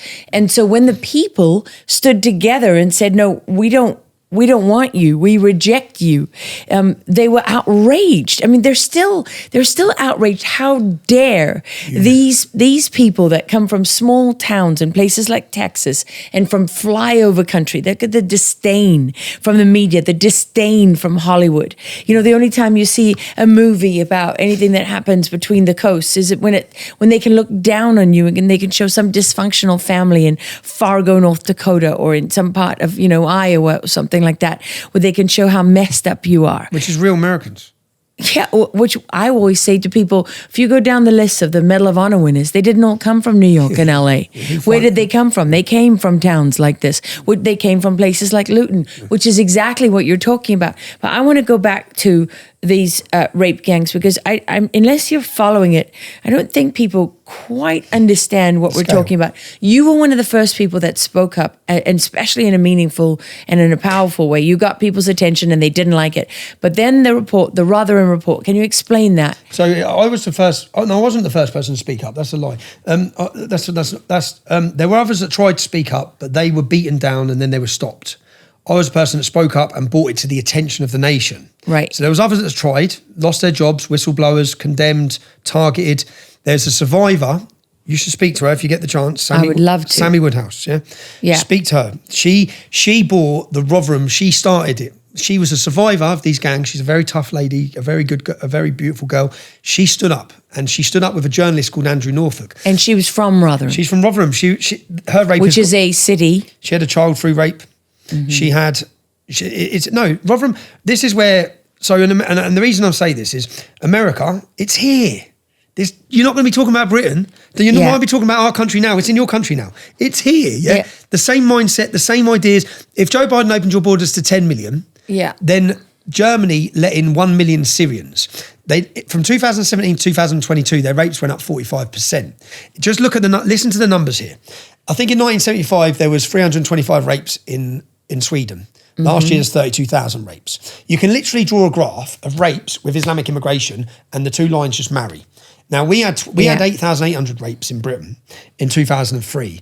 In 2023, we had 88,000 rapes. Now, if you take that percentage correlation and continue, then we wait another 20 years, we're going to have 880,000 rapes. And I'm sorry, we're not waiting another 20 years, which is what we'll get onto where we're at now. There's a revival, there's a cultural revolution. Britain's brewing. People are awake. The people who are silenced aren't going to be silent for any longer. But when you look at these figures, 90% of convictions for groups of men that rape children in the UK are by Muslim men. Muslim men make up 3% of the British population. What's going on here? 30% of the men convicted are called Mohammed. 30%. Now, these crimes didn't have to happen, shouldn't have happened, could have been prevented from happening, but the government have been intent on bringing them in. So they're willing to sacrifice your women, your daughters. They're willing to sacrifice it all, so long as they import a new loyal vote bank and they break down your communities and they weaken society. So, Tommy, just for us, I just want to make sure that people understand. How the men operate. The Rotherham report comes out.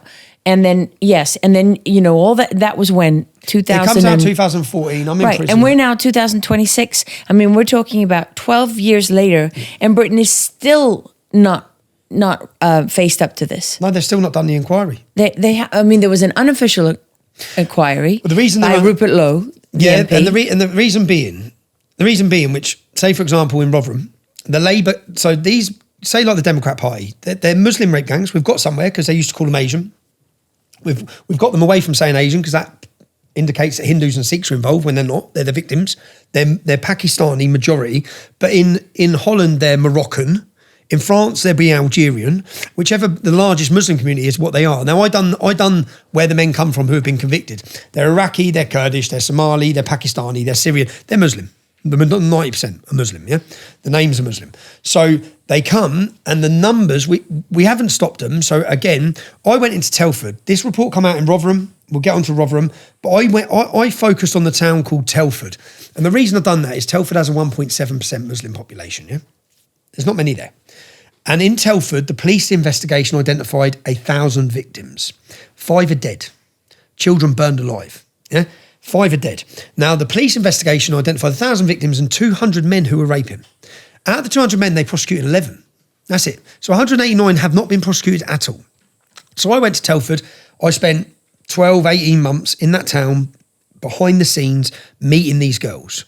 And I done an in-depth investigation and you can watch these episodes. It's called The Rape of Britain. I've seen some of them. trfilms.co.uk. All of them are on there. And I sat with the girls and I'd interview them for 3 hours, 4 hours, 3 times, 4 times. And I built a database for my investigation of how the men operated, how they operated. Now, we were able to name every man. There were 260 men we got the names for. But some worked in Crown Prosecution Service, some were police officers, some were council workers, some were in the government. But it's a network of a Pakistani mafia operating in this town. And you can replicate this in every town. Yeah, this is how they're operating. They move one girl from another town to another town. It's a mafia across the whole country. And in these groups, so you understand the way they think, in some cases, there was 11 cousins raping kids together. Fathers and sons, brothers and brother-in-laws. Imagine this, a brother taking his sister's husband and raping kids together. It was that accepted within the community. This is a whole different mindset. And then we get on to why this is happening. But I looked at Telford. And when you get rid of the under-16s and you take the Muslim population of Telford and you get rid of the women, there's only 1,000 men. So out of that 1,000 men, the police identified 200. We got 260. An inquiry by a solicitor's firm got over 300. So 20 to 30% of the men in this town raping kids. You talked about Rotherham, which the whole world knows about Rotherham. Why do we know about Rotherham? Well, there's only 3.7% Muslim population. So you've had the figures there for 1,400 kids. That's what we know of, yeah? We know police officers were involved, Muslim police officers. We know council Muslim officers. They were all involved in the gangs. The police officer got killed by his friend when the report came out. Literally weeks later, died in an accident, yeah? The man that would have told everything died in an accident. But literally 3.7%. Well, what are the figures like in Luton where it's 50%? Or in Oldham where it's 33%? Or in Bradford when it's 50%, or in Birmingham. So we've never had these figures, and you'll never get them, because they all close ranks. So we're the two towns which I believe are scapegoat towns for our country, because they've had to deal with it. And look at the numbers we've got from them. So when you talk about how big is this problem, it's the darkest stain in British history, and it's like an invading army have been allowed into our nation to rape our women and daughters, whilst the police in Rotherham, the Rotherham report, not my words. Now remember, a lot of this was down to that was me saying it. Come 2014, when this report comes out, it's no longer Tommy Robinson. It's no longer that working class thug saying this. It's reporters, world-renowned journalists, academics. They're now saying it. So now you can't ignore it. And then people are looking at us thinking, when they're looking back at interviews, they're thinking, we condemned him. He was telling the truth. So with time, people now listen to what we've said, look back at what we were saying, realise a lot of the opposition I faced, the criticism, the imprisonment, was because I was drawing attention to something that is a humiliation to the British government. And when you understand people were rewarded for covering it up, there was a case in Manchester, a young 15-year-old girl was murdered from a Pakistani who was raping her. He's about 56 years old, injected her with heroin, she died. Now, they launched a police investigation into this. They arrest 100 of them. They put them all and prosecute them. Then the top police officer just collapses it all. 3 months later, he gets a reward by the British royal family. So rewards were given to hide this crime. They literally hid it. They didn't know how to deal with it. And this isn't just a grooming scandal. And again, this is here. It's in America. So unless you want to be, in Sweden, 63% of rapes are Muslim migrants. They make up about 10% of the population, if that, 8%. In the UK, I've given you the statistics. In Germany, rapes went up 45% in those years, but 54 or 56% of rapes, Muslim migrants from a small community in the country. In Paris last year, 77% of the rapes, Muslim migrants. What future do you want, America? You're at a crossroads. And it's not like you don't have the warning signs. It's not like you don't have journalists sitting here telling you or warning you. It's not like that. You can see, look, listen and learn from the failures of Britain, the failures of Germany, the failures of France, and you can make a choice. You either change, you either stop Islamic immigration, or you become, because you want to be diverse and you're worried about being called Islamophobic, you hand your women over. Because that's literally the choice you're given. Not just hand your women over. You've seen the scenes in Texas this year. You've seen the terrorist attacks. You know where I get optimism in America? Or optimism from America? I've come here to ask questions, to look, to learn, to listen. I've looked and been embedded in your politics and discussing these politics. And I don't know why we feel a very special allegiance and a feeling to America that when your election was robbed, when I watched January 6th, we feel it. And I felt it. And I was in prison on solitary confinement this time, emailing a mother of one of the January 6th prisoners who got 28 years. And I remember screaming when Donald Trump elected, when he released them. I remember thinking of the mum, thinking, what are they going through? Because I thought about what my family are going through. I thought about what they've been through. And then I think, do you know why they done that, America? That was to put you in your place. You sit down, you shut up. We'll rob your election, you step out of line, we'll put you on solitary. We can do what we want. And that was meant to put fear into you. Yes. And it did, and it probably successfully would have if you didn't elect Donald Trump. Were people willing to protest after that? They could do what they want. Not much. Not many. People self-censor out of fear. They're self-censor out of fear, which is where they got us. Now, where they messed up in Britain, after Axel Rudikabana murdered 3 children, after I was imprisoned. Was that the murder of the kids? The Stockport, the Southport incident that he stabbed. The dancing class. Yeah, the dancing class. The little girls doing ballet. And doing he came ballet. in. He was from Rwanda. He was from Rwanda. They said he was a Welsh choir boy. The media lied. They didn't just lie, but there was another. Was it a Taylor Swift dance class?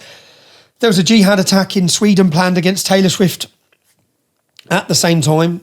So they hid from the public that he had a Al-Qaeda manual under his pillow, that he had rice in. They told us it wasn't terrorism. So they lied. They do it all the time. And, one thing I want to add here is this is an old German town, right? There were a lot of people from Germany originally that came out and settled here. And so one of the moms that I know, whose kids went to school with mine, she has family still in Germany, and her aunt was working at a Hilton hotel, and on New Year's Eve in Germany, because remember the news got out about the rapes in Germany. It's just a clone. Yeah, and the German government was very upset because they didn't want the news to be out, because then it showed that they weren't doing anything about it, and so she said.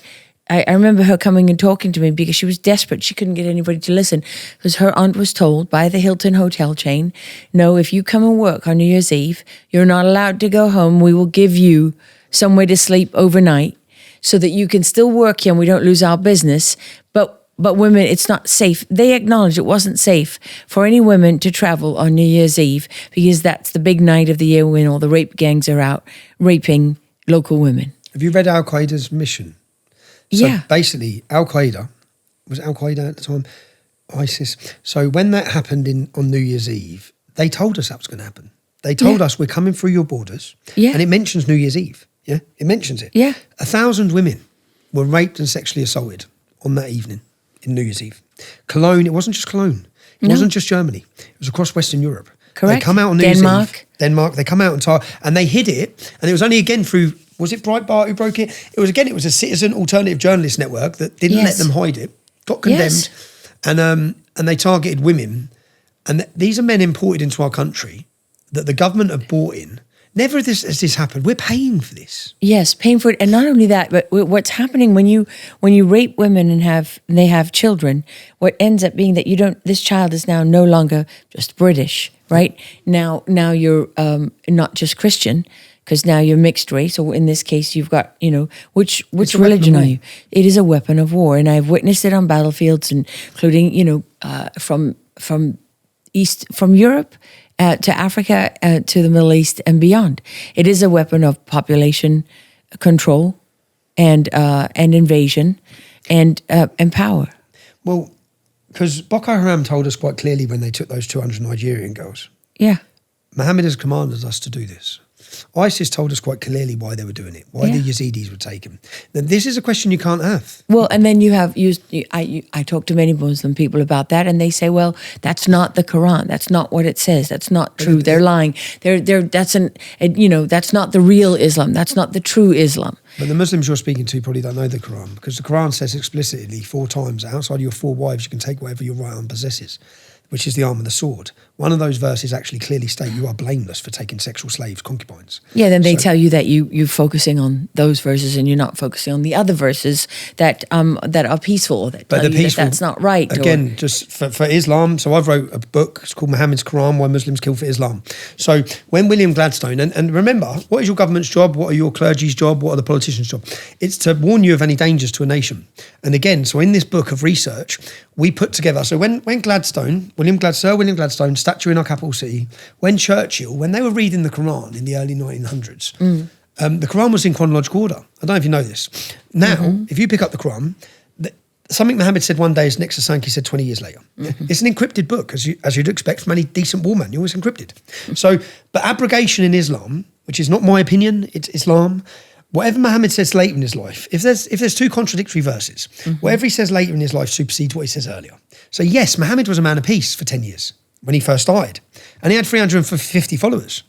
And then he found war, pillaging, piracy, robbery, rape. He used to go in and invade entire villages and they'd rape them, and he'd tell his men, you can take the women as war booty. These are the verses. Go and take what you want. Sexual slavery. He done it. He participated in it. He had sexual slaves. He beheaded a whole Jewish tribe in one day, 600 heads. And then that night he married the leader of the tribe's wife, Sophia. Yeah. So I asked Muslims when I meet him, well, how did Muhammad meet his wife, Sophia? And they look like, well, I don't know. Because most of them don't know. Yeah. But he was a warmonger. He was a paedophile who married a 6-year-old, had sex with her when she was 9. And these sort of things. Well, people will say to you that wasn't uncommon at the time. It wasn't uncommon. Uncommon, and it wasn't just among, Muslim people. And they'll point to other verses in the Bible where they say when God orders them to go to a village and, you know. But we have the Old Testament, we have the New Testament. Directly, the Quran is the word of God. It cannot be changed. And Muhammad is perfect 1400 years ago, and he's perfect today. So if you ask an imam, what should the legal age for sex be? It's when a girl starts her periods. That's it. That's Islam's view. That's Islam's rule. Yeah, even if it's at 10 years old. It doesn't matter. I've had these conversations. So I know the questions to ask. There's one, in fact, we'll get this in here. If you can, put this interview in here. I'm outside my court case. There's Muslims come up to me and I ask them, and I say, okay, so let me ask you a question. My daughter was 8, when she started her periods. Is she fair game? He said, has she started her period? Yes, she is.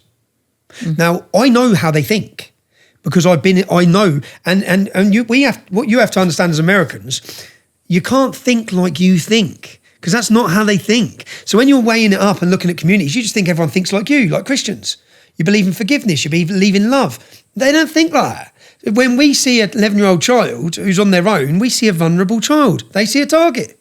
It's a very different mindset. And they see a target who deserves it. So they don't care. And they don't value that woman like we value her. We value women. They don't. A woman's worth half of a man. That's a Muslim woman is worth half of a man. What do you think your woman's worth to them? Worth nothing. Deserves it. So you have to get your mindset out of how we think and put it into how they think. And then how they think about Sharia.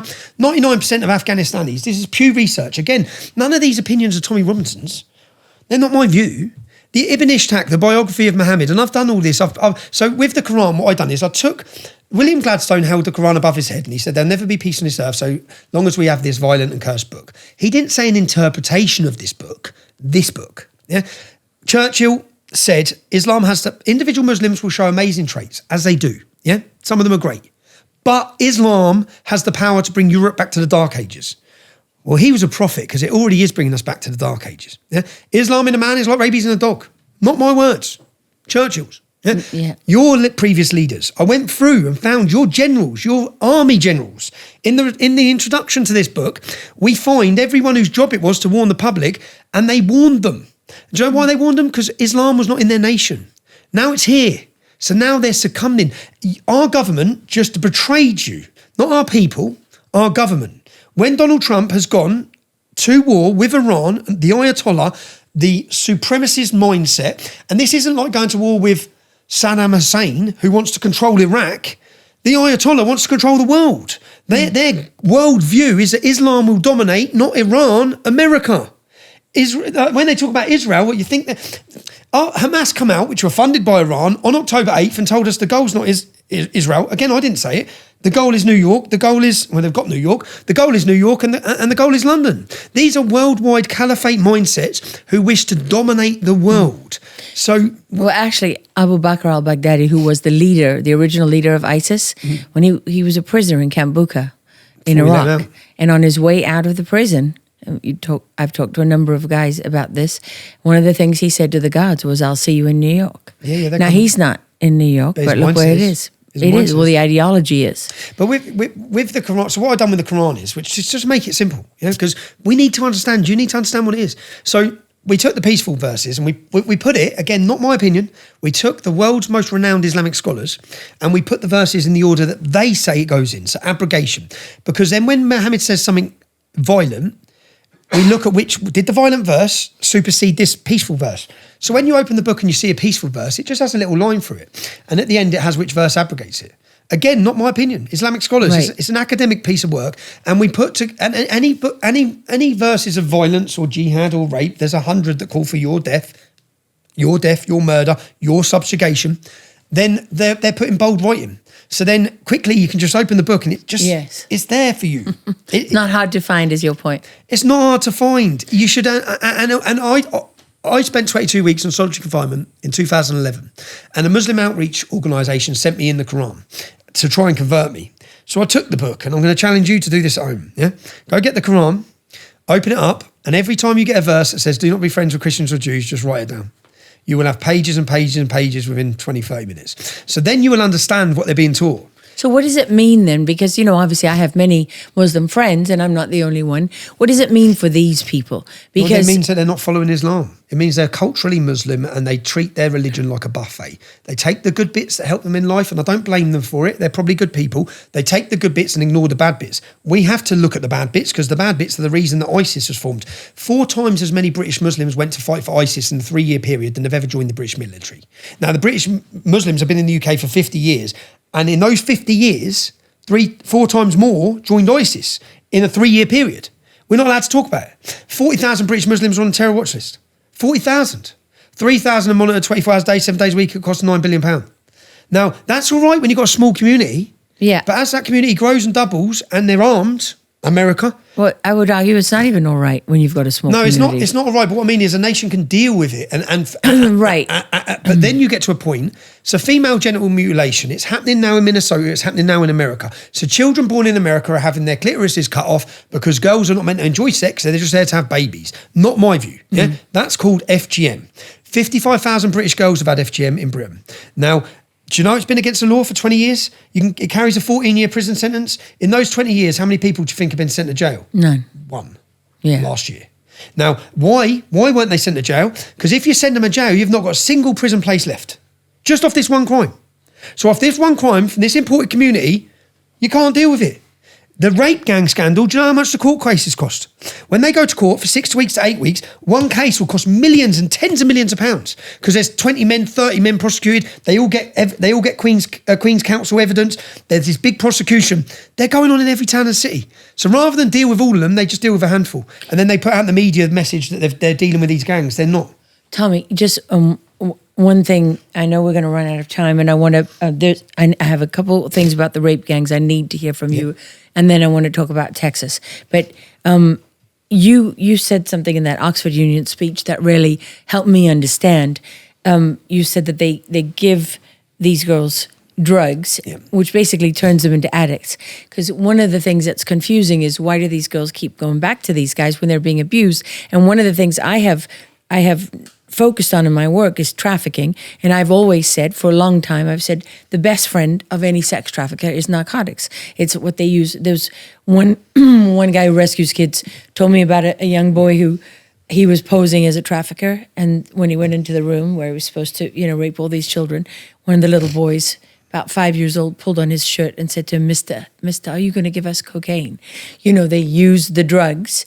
And so that explains it to me partly. But how is it? It's not only that. Yes, that's what I want to hear from you, love. is what else is it? It's love. What do you mean it's love? I mean, in India, it's called love jihad. They call it love jihad in India, where they target the Hindu girls and they get them to fall in love with the young man. So this is the process, and this is why it's important, because when they sent me to jail in 2017 for reporting outside a court case. Now, I was glad, if I'm honest, in the sense that I stood outside a court case and I said, British mums and dads, you need to know what they're doing. This is what happens. A young Pakistani, who might be your daughter's age, 14 at school, he will befriend her, become friends with her. It's a process. And then he will have older brothers and cousins and uncles. So he'll get her in, he'll be friends with him, which is normal. Boys are the same age. Then he'll introduce them to the olders. Mm-hmm. Now, the olders will buy them trainers, buy them phones, buy them cigarettes. And they'll start off taking them out in nice sports cars and treating them very well. So the girl's being treated well. She's feeling like she's with a large group of men and they're all treating her like an adult. And then they'll slowly talk to the girl about, your mum and dad think you're a little girl.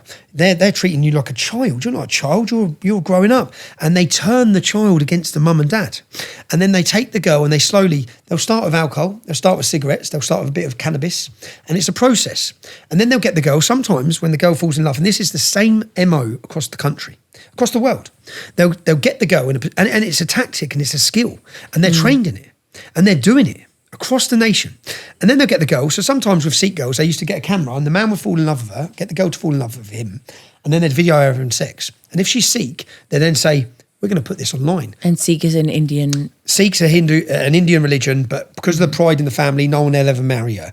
And her family disown her. She's destroyed. So they'd use this weapon, then the video, to make her have sex with who they want, and then they'll prostitute her, and then they've got her. But with British girls, they make her fall in love, and then the Muslims sometimes would say, I'm in debt, they're all going to kill me, I've got these gangs, and they want to kill me, and I don't know what to do, and the only way I can repay them is if you have sex with them. Yeah. So then the girl would start falling in love, thinking she's saving him, and then she'll start being prostituted. And sometimes they'll just drive her somewhere and 6 of them will rape her. And that's the start. But that won't happen overnight. That might happen after 6 months. Before that 6 months, they've already isolated her. So when they get her, they'll isolate her from her friends, stop her hanging around with her friends, change her friendship group, slowly isolate her from the family. The worst thing a parent can do, because I've been to seminars and groups, and there needs to be education on this, yeah? And to warn the parents, this is how it's going to operate. And the worst thing a parent can do is fall out with the kid, because then they've got the kid. Then they've got her. That's what they want. They want it. You kick them out. So this is why they called it grooming, because it's a process that they're doing. But it's not grooming, it's rape jihad. They're religiously, racially sometimes targeting the girls. All of it's about what they're calling them. And they call them these names, and where the courts had to start dealing with it, then we started finding out what they're calling them. We started finding out the torture. And then after that, they put reporting restrictions on. So 2017, now all these cases, they have reporting restrictions. So if you're reporting them, you go to jail. They sent me to jail for 13 months. And I reported outside a court case. But when they were locking me up, when they took me, so I went to work in the morning to report. The judge summons me inside because I was making a video outside, but I was detailing to parents, listen, this is what they're doing. They're hiding this from you. You need to know the signs. And as they were handcuffed me in the back of the van, I said, millions are going to see this now. Yeah, millions. Millions of mums and dads are going to watch this. And it went to 5 million views that next day. But I got 13 months in prison. And do you know what? They sent me to jail, and the 30 men, for the paedophiles, they let go home. One of them packed their case, and he's never faced justice. He went to Pakistan. They were more bothered about me. I was the danger because I was talking.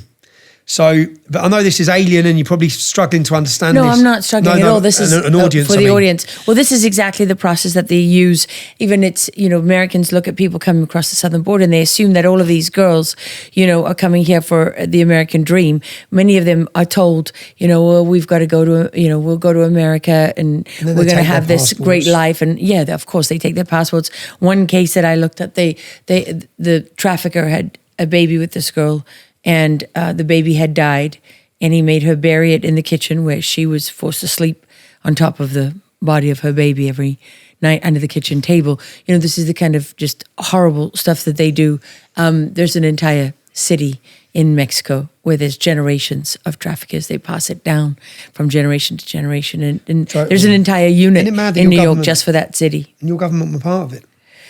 Oh, yes. So let me ask you then, this explains why the girls keep going back. One of it is fear, one of it is drugs. Then they hook them on heroin. It's the drugs. And then they're trapped, and then that's it, and then they've got them. But why did the police return so many of these girls to their traffickers? So the police, 2 dads... To their rapists. Well, you said it earlier. 2 dads got together, their daughters are 13, they're in a house being raped, the dads went to get their daughters back, the police turned up, they arrested the dads. Yeah. Now that sounds unbelievable, yes, in government reports now. Yeah, people think it's nuts. There's a young 12-year-old and she's drunk and she's being raped by 6 men in a derelict property, an abandoned home. And the police turn up and they arrest the young girl for being drunk and disorderly. They literally didn't prosecute them, arrest them. They're scared of them. They're still scared of them now. Do you know what? You've just seen Keir Starmer, my government, and France's government recognise our Prime Minister, recognise Palestine. Why? Because they're bending to the Islamic hostile community. If we had no Islamic community, they wouldn't have been doing that.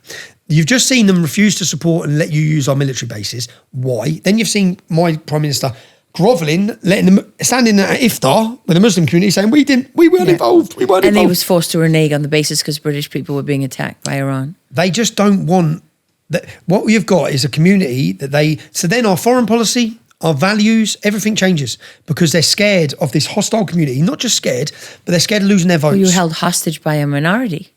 We are. But Tommy, that case that you cited of the father who had to listen, they would phone him. Yep. Do you know his daughter come home? So 4 years later, then he rings me. I remember he was crying his eyes out. He said, she's home. Come home with kids. Why did they do that to her father? That's about breaking. It's about destroying us. It's far more. This is a religious onslaught rape against the country. But I would say it's not even religious, because one of the things the jihadis in Birmingham told me on the streets one night is when I was reporting there, they asked me, what do you know? They were mocking me, what do you know about Islam? And I said, well, not very much, but it was more than 20 years ago. And I said, but I know a little bit. I mean, it's not like I know nothing. And they were like, well, what do you know? And the only words I got out were, well, it's a religion that, and they started laughing at me. They said, you see, you're wrong. You're wrong. It's not a religion. And they said it over and over. And I said, what do you mean then? If it's not a religion, what is it? They said, it's a civilization. So the last thing they do is pray. It's the last thing a mosque for. It's command and control. But you see what I mean? So in the US, people will argue that, well, you need First Amendment protection because we have freedom of religion. But that masks what you're dealing with. It's not religion. It needs to be viewed as political ideology. Well, it needs to be viewed as a civilization, an alternative civilization that is using every means necessary, whether it's politics, whether it's religion, whatever it happens to be, whether it's, community, whatever. They're using every means possible to obliterate your civilization and install theirs.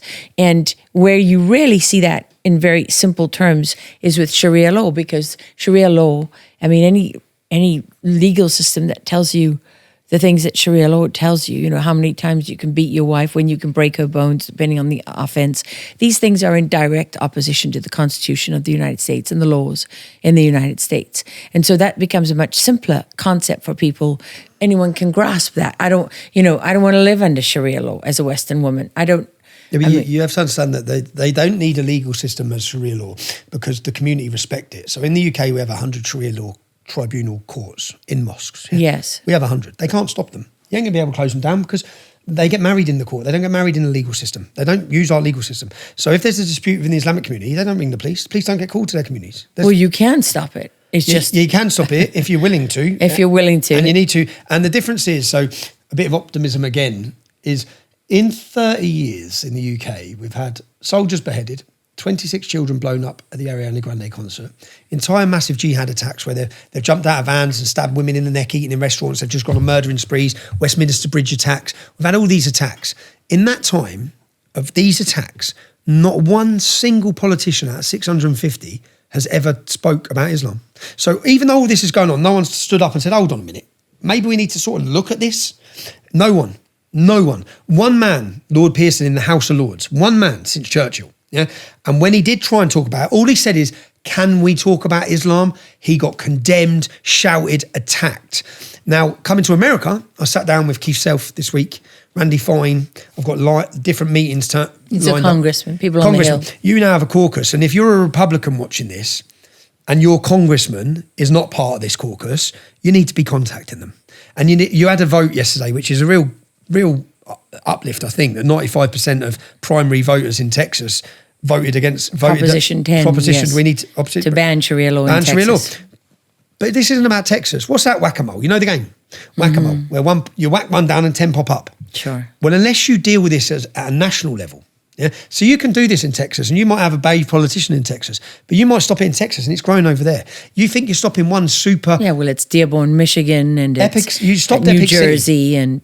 You stopped Epic City, yeah? Or it's not stopped. No, but you might stop one Epic City and another 5 are planned. So you need a national governance coming from the top to be addressing this issue. It's all very well Texas voting to ban Sharia. This needs to become the play for politicians and Republican Party across the nation, because you have to understand the Democrats will want Sharia.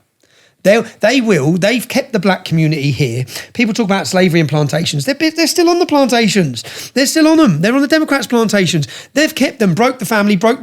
They don't want them aspiring to do well. They want them blaming the system. They want them reliant on the system. Victim mentality that they've bred. They want that. Now, when the black community started voting for Trump, like when we started voting for conservatives as working class people, open the borders, flood them. We'll get a new loyal Yeah, vote we bank. lost our constituency, so we'll find a new one. So I want people to, you refer to Epic City, but not everybody knows and understands what we're talking about. Now, you've been in the US, traveling around, meeting with people and seeing things for yourself, doing some first-hand reporting. Yeah. I know they hate it when anyone calls you a journalist, but you've done some remarkable journalism. Thank you for that. And so can you just set up, I want to play this video that you recorded, and can you set up, you tried to go to Epic City. Can you explain what it is and why you went there, and set up the clip? I've been surprised looking into America. Like we're in Texas, you've got 330 mosques. Who's funding these mosques? What does the value system of the places that are funding them? Qatar, Saudi Arabia, Iran, money's flying into the United States. Not just your mosques, your universities, your schools. They're all in bed with China. All this is happening across your nation, yeah? So I looked at Texas, which was the last place you'd expect it to be. 330 mosques, up from 205 years ago. They're planning for the future. Now, where they've messed up is because they're telling you what they're going to do.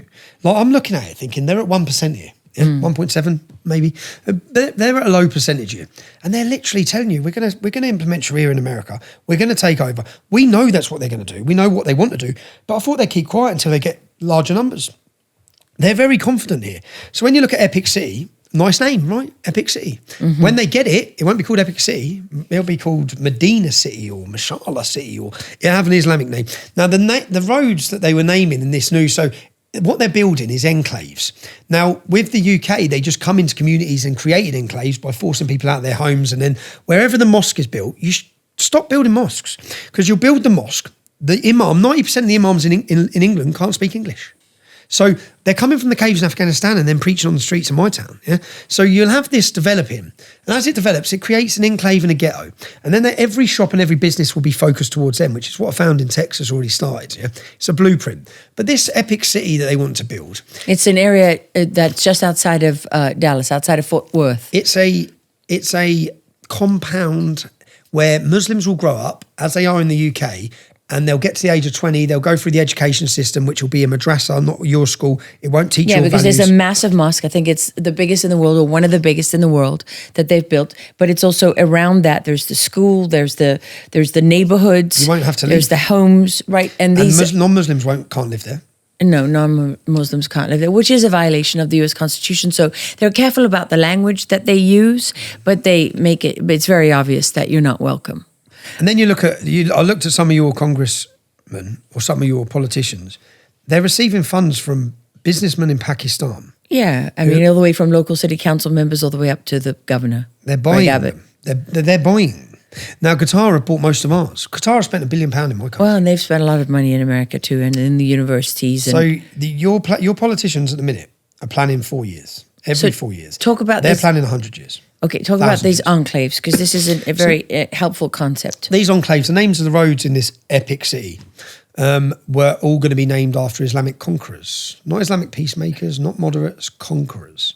Now, next to where the mosque is now, I went to the road next door, the two roads, Medina Villas, they're called. Which is like a housing development. It's a housing development named after Saudi Arabia, a value system again, which is... Because the two holiest cities in Saudi Arabia are Mecca and Medina. And in fact, in the Quran, Mecca being the primary one and Medina the other. And Medina is where Muhammad went in the Hijrah when he was forced to flee from Mecca and took refuge in Medina. Immigration is used as a form of jihad. You need to understand that. Muslims are coming around the world because they want world domination. So they're fulfilling their religious duty by coming to America. Yeah. And some people are fleeing. Like I have a friend who fled from the Taliban. He's got 4 daughters. Yeah, some are fleeing, but you don't know who's who. Now, I always say, pick up a. Do you have Skittles here in America? Yes. So I'll put a carton of Skittles in front of you. Yeah, you eat them. Out of that 100, 5 are going to kill you. Are you going to eat one? Are you going to take the risk sitting in now? Would you? Five of these, one of you, you're going to swallow it, you're going to be dead. But people will say that Skittles are not human. No, but you're not going to take that risk, are you? No. No? But what's your government's job? Well, they've already done that. Yeah. What's the government's job? Is to protect, first and foremost, American citizens. Well, not if you're a Democrat. Trump showed that at the State of the Union, right? Oh, yeah, of course. I mean, he literally said, if you think that the number one job of the United States government is to protect American citizens, not illegal immigrants, aliens, it was the word he used, then stand. And then no Democrat stood. Do you know what they've done in the UK? So we had a hotel called the Bell Hotel. Look it up. And do you know what's great? It's great. I formed the English Defence League. We were the group that had to start protests. Something huge has happened. So I don't want people to be... Something massive is happening now in Britain. Something like... It's hard to describe the feeling that's happening, because for a decade and over a decade, I felt like I was banging my head against a brick wall. We're trying to wake up a country. I love a country that hates me back. That's how it felt, yeah? Mm-hmm. But now there's been a massive shift. So these people who weren't willing to talk, they're now organically forming resistances. And they're in this town called, in Bell, which is Essex. It's where, so you got London, and a lot of the white flight or the non-Islamic flight to leave the Islamic areas have moved to a place called Essex. Well, now they're plumping the migrants in hotels in Essex. So they're coming into the country, they're filling the hotels. 25 children have been sexually assaulted and raped just by the migrants in the hotels. So you're clothing them, clothing them and feeding them. Then they're putting them in every town and city. So now people in every town and city can see the problem. Well, they're bringing it to everyone's front door. Yeah, that's it. It's not hidden in my town anymore. It's now everywhere. So this is happening. So the Bell community get together, the Essex community get together, and the local council take the Home Office to court, and they get an injunction saying that they have to leave the hotel, but for the safety. And this happened because a 14-year-old schoolgirl on her way to school was sexually assaulted and he tried to rape her. Yeah, and there was lots of problems from the migrants in the hotel because this is how they're behaving across the whole country. So they do that.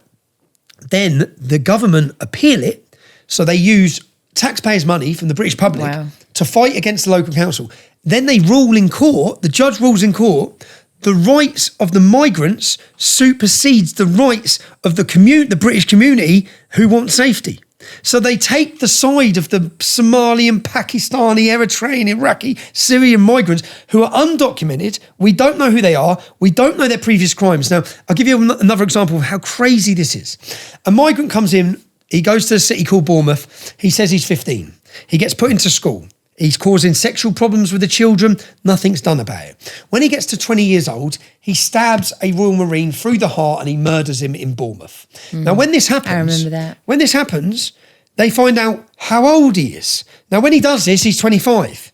So that means he was 20 when you put him in the school next to our daughters. Idiots. Then they find out he shot people dead with an AK-47 in Serbia before coming to Britain. So he's a murderer. A terrorist, an adult, and you put him in school next to our daughters. And this is happening in schools across the country. So they don't care about you. They do not care about you. The Democrats will destroy your nation so long as it keeps them in power. And then they will use the violence of the community they've imported to justify taking away your freedoms and your rights as they implement new laws and new powers. Because they'll say, and then in the end, you as a community or we as a community will end up saying, please, more cameras, please, more police, help us, help us, help us. They'll create the problem, then come in as the saviours as they take away all your rights and freedoms. Well, and they don't quite come in as the saviours because they've taken away a lot of the laws. They're taking away the police. Well, they believe in defund the police. The chaos they want the chaos. Fine. They don't mind the crime because it helps them bring in new systems of surveillance and policing. You know, like geofencing and things like that, right? And it's not in this country. People talk about the Union Party because although it's led by the Democrats, it's the people that are pretending to be against this or to pretend to be something they want. The rhinos, they call them, right? You know, Republicans in name only, who are aiding and abetting them. Like the leader of the Senate right now has been sitting on the Save America Act since April 2025. Not since the beginning of this year. They could have implemented citizenship and voter ID last year. It could have been effective for the primaries that had taken place and the elections that just took place. They could have had all that. They could have, and they didn't because the Republican-controlled Senate has been sitting on it. Just from and the level, just for Americans to get. So we've gone through this. We've seen it. They've censored us, deplatformed us, demoralised us, broken us essentially. I had a court case which was for the film that I ended up going to jail for. That was a great film. They bankrupted me for 1.3 million. I'm abroad. I leave the country. I'm broken. I'm tired. 2024, Elon Musk gives me back my account. So the work I've done, those documentaries, Rape of Britain, the most important work I've done in my life as a journalist, as an investigator, come at a time when I was censored. So do you know how disheartening it was? Because you create this content that can change opinions, that can really revolutionise the thought of the public, and no one can see it. And then Elon Musk, so every time I get knocked down, I feel like someone picks me up. And at that time, Elon Musk didn't just pick me up, but he picked up Britain. He picked up Britain, he gave us back a voice, he stepped in and he condemned, look at the attacks he faced. So 2024, October 7th happens, countries taken over by terrorists in the capital city, every Western nation, every university. The audacity of them to be so proud of their jihadist mindset. And the left, it was great in the sense because everyone got to see the alliance between the left and the Islamists. And we're now all seeing how it plays out. You've seen it in New York. The leftist, Islamist, globalist alliance. Globalist alliance. Red, green, blue axis. Yep, which is what they've done in Iran. It's what they've done in Lebanon. It's what they've done to Venezuela. They look to who everywhere. Yeah, they form this unholy alliance because they know that they can work together to. It goes back a long way. Yeah. Tommy, it actually goes back even before the Second World War. Does it? Yeah. Well, yeah. The Nazis brought the Grand Mufti of Jerusalem to Berlin. And they made him an honorary Nazi, and he was Muslim, and he was an Arab. I mean, why? You know, if you're a racist organization, why are you doing that? Yeah. Because the National Socialists, you know, who are left wing. Yeah, who were always left wing, but they cover that up. Okay, wait, we set up that clip and we went off it. I want to just play that. My mother and my grandmother are both from here. I have family that goes back generations that has been here, and as that older generation dies off, we're not replacing them with our own ideals. We're replacing them with something that's absolutely contrary to our ideals, that literally doesn't want us here.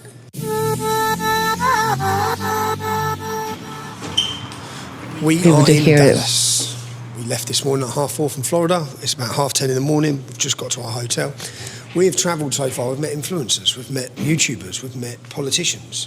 We want to meet everyday Americans. So there was a lady who reached out to me. I was talking to her online. She was talking about the Islamization of Dallas and how the changing face of it and some of the consequences that brings with it. So she's coming to meet us with her husband. I want to hear from her and her husband about what effect Islam is having on this city. And at the same time then, she's going to take us to a Texas barbecue, which is what I've been waiting for. See about it. It was something else. So let's hope it lives up to its reputation. We have some good barbecue. It far exceeded its reputation. But yeah, we want to meet everyday Americans and see.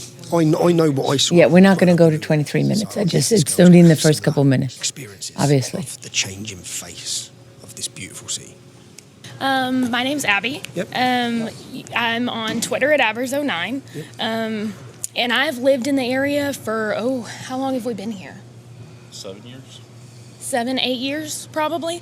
But my mother grew up in Plano, so she grew up in the area. My grandmother still lives in the area, and it has changed rapidly. Like when we moved to Plano, we moved there, 6, 7 years ago, and it was beautiful. It was a nice area. We had elderly people kind of on either side of us. We were in a real quiet neighborhood, and slowly the elderly people started moving out.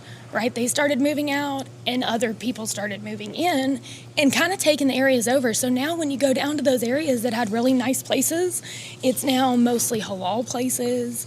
It's mostly different kinds of shops and markets, and all of the little neighborhood grocery stores are gone and all the halal grocery stores have moved in. We're talking about Islamization. Absolutely. So the neighbours that are now moving in were followers of Islam? Oh, yeah, and they were offering more than the homes are worth. So they'd go in and say, your house is worth $400,000. What if we gave you $500,000 for you to move? And of course, anyone's going to take that, especially elderly people living off Social Security. They have limited income. They're going to be like, absolutely, sign me up. And then all of a sudden you wake up and you can't even get out of your truck and go into your house without being harassed. Okay, if we can stop it there. So that's something that you talked about. That at first people come in with money and they offer you more money than it's worth.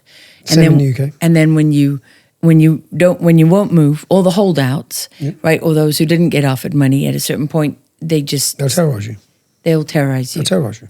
That's happening across the UK. They'll terrorise you. You'll be forced to move. And that's what you were talking about at Oxford That's what I was talking University. about at Oxford, but then you can replicate that for every town and city. So then you'll start getting your car smashed, your window smashed, and then before you know it, they just look, let's leave. And I think that's what people don't understand. It's not that's not reflected in the population figures, right? Because you might look at it and say, okay, you know, what is the Muslim population of America, and how much of the Muslim population is actually behaving like that, right? The numbers go down and down and down. But what's significant about it is that's how you create that enclave. That's how you create the enclave. And then what you do is the figures will grow and the radicalisation will grow, because I think I looked even, I think it was 42% believe violence justified in France, 35% in Britain, 26% in America. Upwards to 50% of some Muslim communities in America want Sharia. That's just the thin end of the wedge. It's just like when you have that enclave, which you'll have, where Muslims will grow up and they'll go to a madrasa, not an American valued school, a madrasa, which is Islamic school. An Islamic school, which is teaching simply Sharia, teaches the Quran. You live by the Quran. Yeah, we've got them in the UK. They're growing. They set up their own schools. You will have a Muslim who will get to the age of 20 in America, and he won't even have never met a non-Muslim. But then they'll go through the education system. Then they'll get into positions of power. Then they start influencing. Well, and people are already focusing on positions of power. I mean, you see one clip after another of imams urging people to run for office, no matter what it is, so that they can control that local government in that enclave. And then they use the laws to change the laws. And do you understand how they vote? I don't know. America, you've got the same problem as us. We had Keir Starmer's government were elected of 9 million votes. 20 million people didn't vote. Okay, 86 million didn't vote, I think, in America. Oh, yeah. You look at your community, I think you just had a 48% turnout, did you? In your primaries? Yeah. Well, the Islamic community... I voted. Well, the Islamic community will be 90% vote turnout. Yeah. So once they get the Islamic community, they will vote. Their imam, which I don't think you're allowed to do that in America. Is your church leaders allowed to tell you who to vote for? Because the church isn't allowed to be involved in politics, are they? I don't think so. Well, no, they can't tell you who to vote for. Well, but this idea that church leaders can't talk about politics, well, they'll tell you who to vote for. That's designed to suppress any conversation within the church. Well, the imam will tell you specifically who to vote for, and they will take whatever he says, and they'll vote for whoever progresses Islam. Yeah, that doesn't... And their values, which is going to be the Democrats, of course. Yeah. So that's what's happening. That's what's going to happen. That's what you're going to see. So I want to go fast forward to the just a little bit further on when you're at the church, because even as somebody... At the mosque? No, when you're at the church. Oh, okay, showing where the church is, yeah. Yes, because if you play it from where the church is, before all of this... Yes, before. It's just not too much before, Keith. The next shot, let's see. There, at the beginning of that clip. Okay, I want to play this for people because I live in Texas. I've worked all over, the Middle East and the Islamic, and a lot of places in the Islamic world. I've worked on this issue for many years, and I had no idea what this really felt and looked like. I thought you did something very important here journalistically. It was quite staggering, actually. And I was a little bit ashamed. I'm only one person, I'm overwhelmed and I'm doing a lot of different subjects. So, but this was really a revelation even for me as someone, I'm an honorary Texan. So let's play this. We're going to start on a Christian church. Obviously, this abbey has driven us to this area. We've gone past the big mosque, the Islamic centre. We're on our way to another one. But this is a Christian church. Now it's a Christian church. Won't be for long. Trust me. Okay, trust me. It won't be America. But now, if you live in this area, let's see what the new parade of shops are. We have Hanora modest fashion. Well, that's not modest fashion that I can wear. It's not modest fashion that your wife can wear. It's Islamic modest fashion. Let me have a little look inside. Yeah. The entire shop is for Islamic women and their attire. What's next? Oh, it's another shop. Or is it the same shop? Sure. Okay. The veils and... Let's go and have a look now. It is. Headscarves, hijabs, and this looks full like niqabs. it's all Islamic. You can see in here. Look. We get this. So this is obviously Islamic writing, Arabic writing. What do we have here? Epic Market. That's What's Epic Market? Food market. Oh, this is the entrance to that shop. Okay. Okay, Epic Market, look. So this is a food... Oh, this is a food shop. This is a food store, which when we say fresh meat, let's check what meat is, but... And we're going to say halal because halal, of course, when it's made, what makes it halal is that it's blessed for Allah, right? Blessed for Allah, and a certain percentage of the market from the food goes to Jihad as well, so people get it. And not only that, which but funds the terrorist animals. organisations. Yeah. The animals, if you love animals, they slit the throat whilst they're still alive, unstunned. They say an Islamic prayer to the meat. So as a Christian, you shouldn't eat it. As a Sikh, you shouldn't eat it. It's not just that. The funding from where that goes. And they create entire halal industry. So from the food being delivered, so not just what they want the halal, the food serving as halal, they then have the delivery as halal. Now, who gets employed for the halal markets and halal food? The Muslim community. So they end up coming in charge. If you're a non-Muslim, you can't work there. No, so then it becomes an entire industry built for Muslims. Yeah, so and they're it's controlling your food employment market. for only Muslim people can handle that food. Only Muslim people can sell that food. Only Muslim people can deliver that food for it to be truly halal, right? Every bit of lamb in the UK, which it's not even labelled halal. So you go into our supermarkets, a lot of the meat you're buying that doesn't say it's halal is halal. I asked a family member about this because we had Peter McIlvenna on here. Okay, I spoke to him. British journalist, yes. And he's done an entire investigation on the halal food market. Oh, they'll sue you to shut up. You have this conversation, you're probably not best off doing this. They can't sue me, I haven't got anything. Well, so I asked the groups will come for you. That's another, the coffee shop is also a Muslim coffee shop. We go in here and we ask, is it this one? I asked the next one. So yeah, this one. I ask about, okay, so I'm a non-Muslim, I'm living in the area. Can I eat anything in here? Is anything non-halal? And they said no. Everything's Hi, how are you? Yeah, and they've got the Ramadan hours for Ramadan, which is, the the fast. meat in here halal? So I asked a family the member meat about in this here in South halal? Africa, and they said, oh yeah, you can't find ham anymore. No. In the UK, if you want a ham sandwich. So Subway have now got rid of all pork in many of our restaurants. Everything's changing. Everything's changing. So everything is accommodating an Islamic community that are growing in number, but the industry here. So I know journalists in America who are silenced right now through injunctions put upon them by mass Islamic organisations. I know some. Laura Loomer is one of them. She can't sit here and tell you, yeah? I can. She can't because she'll be sued straight away. So they then use Lawfare to get you in a position where they come with money, lawyers, and you can't fight it. You can't fight it. So I know British people who tried exposing halal markets and where the money goes. You need to look into where the money from halal goes. It goes to funding foreign terrorism against yourself. It goes there. And what percentage of the American population is Islamic right now? Well, they say 1%. They say 1%. They say 1%. And even if it's 2 or 3, let's just be wild and say it's 3%. That'd be more than double of what the official figures. For more than 3% of the population, you are completely and utterly changing the food system in these areas. The UK, they've done it. They're at 6%, probably 10%, but they're at 6%. Everyone's eating halal. Everyone has to eat halal. In my town, if I want to go get chicken chips, there's not one single place in the whole of my town that I can't go. What about a ham sandwich? Because there's nothing more British than a ham sandwich, right? Yeah, well, no. So I went to France trying to find French pastries. You couldn't find them. It's just halal. Everything's now their shops. So the changing culture and the dominance of the culture, and that's where everything changes. Even in packed lunch, then they tell children at schools stop bringing in pork and things like this. And even in Ramadan, like everything's changing.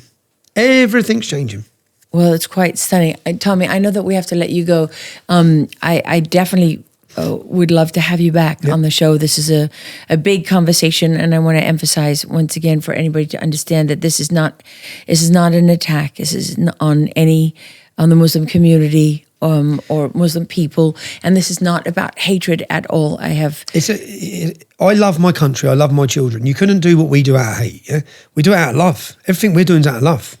Love for our nation, love for our values, love for our future. We love it.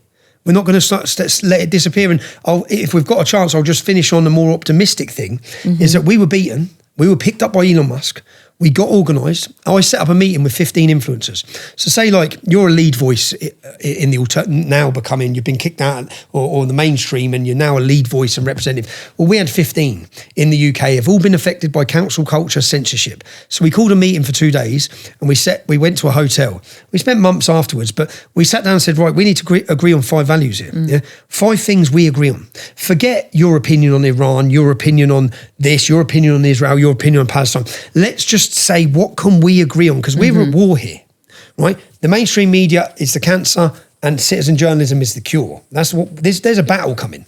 And as citizen journalists, we're going to come under attack, a massive attack, yeah? Because they need control and they're losing control of the narrative. So what were those 5 things you agreed on? 5 values. So free speech, against mass immigration, Islam is a problem, sexual LGBTQ+, so the sexualisation of children. And it was about putting together a pledge of allegiance for 15 of us. That was 4. And what we said is, free speech, sexualisation of children, Islam, mass immigration, and British and Judeo-Christian culture. Yeah, these are the values that we can agree. This built the nation. Yeah, what built the nation? Where we've lost Christian values, we've lost them. A void has come, and it's been filled, and it's become cool to convert. It's become cool to be Islamic, and it's become frowned upon to be Christian. We need people to celebrate Christian identity and British identity. We need to make it cool again. So this was the value, and what we said is, if we work together, the 15 of us, you've got 1 million. Katie Hopkins was one of the people who led this.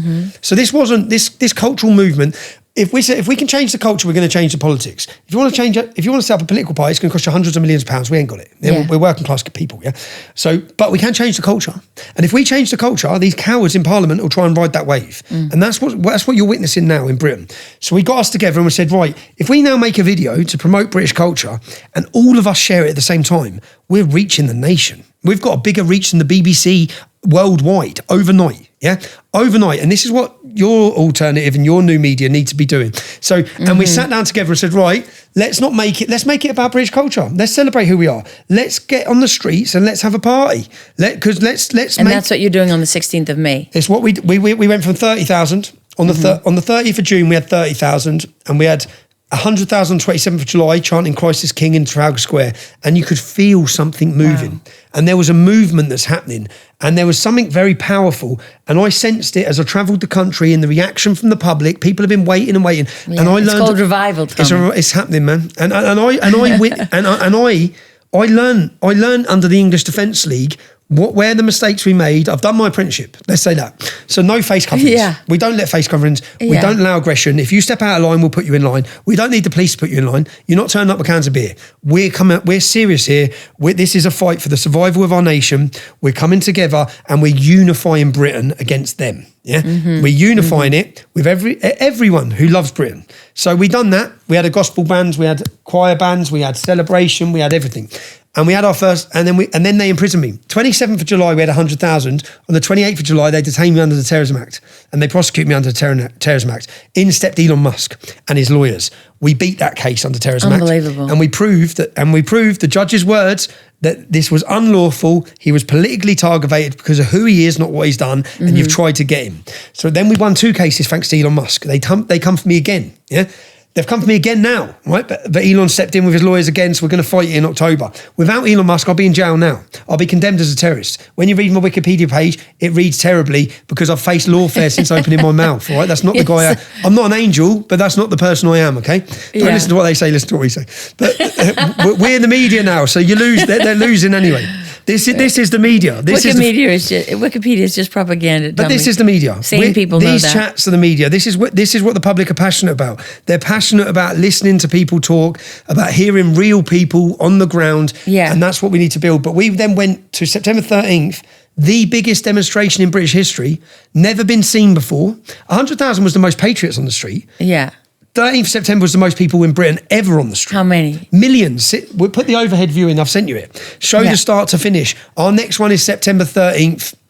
Our next one, is May 16th in central London. And again, it's going to be a celebration. But beyond that, we've united Britain. It's called Unite the Kingdom. Beyond that, we want to unite the kingdom and unite the West. This is all of our problems. Wow. Yeah. It's America's problem. It's Canada's problem.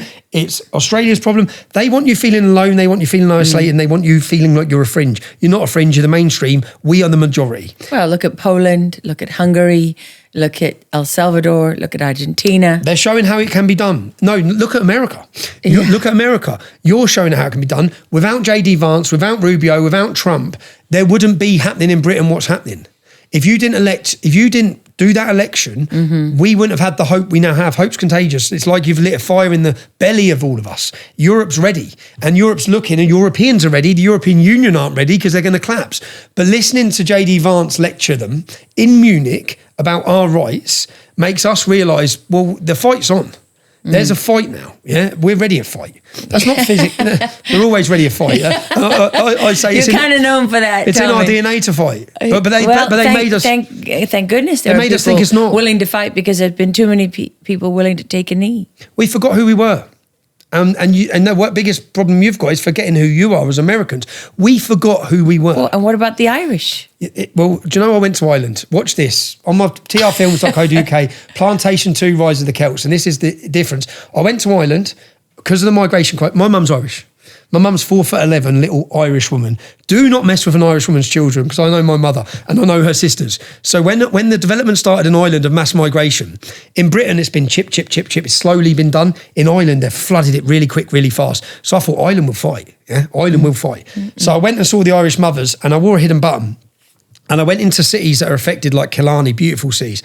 And I interviewed the Irish women, and this just to prove a point to the public. And I said, "What's it like here?" And they said, "We can't walk the streets. We're getting attacked. We're terrified." I said, "Brilliant." I said, "Not brilliant, but let me get my camera. I'm a journalist." And then I can't say that on camera. And I show every woman I spoke to is scared. When you mention a camera, self-censorship, they're hiding. Now, something's burst in the last 2 years that those same women that were hiding won't be hiding now. It's the same in Britain. So something shifted. There's political revolution brewing. There's cultural revolution happening. Something big is shifting. There's Christian revival happening. I think it's when people realize that the thing they're being quiet about, the thing they're trying to live with, is darker and more evil than the thing they fear. Now, the problem is, if you accept what I'm saying is true, you've got 4 or 5 million Muslims who adhere to practice the teachings of Muhammad, which are a total different value system. The European Court of Human Rights, you talk about Sharia. In 2007 or 6, they ruled that Sharia law is incompatible with Western democracy and freedom due to their views on women, homosexuals and free speech. It's incompatible. You're mixing oil and water. So if you accept what I'm saying, what are you going to do about it? You've got to do something then. Most people don't want to do something. They just want to, I'm all right, I'm living my all right life, I'll leave it to someone else. You can't leave it to someone else, because then you end up like Britain. You end up, you can't... You end up with generations of vulnerable young girls who have been systematically gang raped and tortured and murdered. I've always said, when I said it, my son sat there, if someone's going to fight, I'll fight. I don't want him to fight. I want to fight. I'll fight. I don't want my son having to pick up the pieces and fight. Isn't that what Danny Boy's about? Yeah, Danny Boy, the father, says. Is that what I have to? He says, "You must stay and I must fight, and then come back when." But so many people now are just turning a blind eye and not realising that, they're going to have to pick it up, or they're going to be subjugated, or they're going to be violent. Violence is... Elon Musk, when I interviewed him at our September 13th event, we beamed him in live. Such a moment for us. Such a moment. We beamed him in live and he said, "Violence is coming to you. It's coming. You may not want it, it's coming." You saw that in Texas last week. America is coming. It's coming. And you. Well, in some ways it's already here, because there's sleeper cells all across this country. But you have an opportunity to choose a path for the United States of America. No, you have an opportunity to choose a path for Western civilization. For the world. For the world. If you lose freedom, if you don't have fair, legitimate transparency in your elections, nowhere does. If you don't have free speech, nowhere does. You're the only place on the planet that actually has free speech, and you're the only place that still believe in free speech. The European Union and these places and these governments, the free speech is their enemy. No, they're putting people in prison for it in your own country. 12,000 arrests last year in Britain for social media posts. 12,000. 800 in Russia. Unbelievable. Well, Tommy, I know we got to let you go. Cool. I could keep going for a while. I will close with this. An Afghan friend of mine, very close friend of mine, said to me once that if the light goes out in America, it goes out all over the world. Kind of like what Churchill said. The lights are going out all over Europe. They may never be lit again in our lifetime. They're going to be lit. They're going to be lit. They're going to be lit. They're going to be lit. There's only ever one answer to the subjugation, and our love for freedom will outweigh their love for tyranny. But we just need to wake people up and realise that they can do something about it. Well, I think you can feel it. We just need to give it to God, and remember that truth that you're fighting for and that light comes from God. The fight is on, eh? Yeah. Okay, so thank you so much for being here. Where can people find you? You can find me, Elon Musk, thank you. You can find me on X, because you couldn't find me anywhere. You couldn't find me anywhere. I still don't know what Dana White's doing, because he took over Facebook. You can't mention my name on Facebook. I've never been tried or convicted for any hate crime or race crime, but yet I'm a figure of hate for speaking the truth. So you can find me on X, T Robinson New Era. You can find me on YouTube, Tommy Robinson Online. They still refuse to monetize us as well. I don't know why. They monetize jihadists and jihadist groups, and the Muslim Brotherhood are allowed a Facebook account, but we're not. It's mental, really. There's still not a level playing field, but there is on X. So find me on X, T Robinson New Era. And anything online? Do you have a website? trfilms.co.uk. I've wrote 4 best-selling books. 2 of them are banned from Amazon. Again, you can buy Hitler's book in 14 languages. You can't buy my book. Mental. Mental. Teddy bear. But yeah, you can buy them at trbooks.co.uk. Okay, and if people just want to support you and help you? You'll find the link on my X account. I work for a media company called Urban Scoop. They cover all of our costs, our legal fees at times, and our journalism, which is important work. So, and we value all the support from anyone. We didn't even, begin to get a chance to talk to you about the personal cost of all of this, what it's like to be in solitary confinement, to live with that threat of prison the way you do. I just can't thank you enough for being so brave, Tommy. I know, there's a famous American president who said that courage is not acting it's not the absence of fear, it's acting in the presence of fear. And you said that you've been scared a lot, but you've been sure as hell been brave a lot. So I really appreciate that. Thank you for making time for us to be here. Thank you. And we will do our very best to be there with you on May 16th. Are you committing to coming? I'm not committing. I said we'll do our very best. Don't put words in my mouth. Come. All right, you're there. That's it. You heard it. Yeah, precisely chosen. We will do our best. Okay, thank you so much for watching. Please share this with as many people as you can. Look up Tommy's books and films. It's really quite staggering. If you're not familiar with the rape inquiry and what's been happening in the United Kingdom, it really is incumbent, I think, upon each and every one of us to do everything we can to know and understand this, because we don't want this to keep happening. Like, share, subscribe. You can go to laralogan.com and support independent journalism. And most importantly, as always, thank you for being bold enough to go rogue with Lara Logan.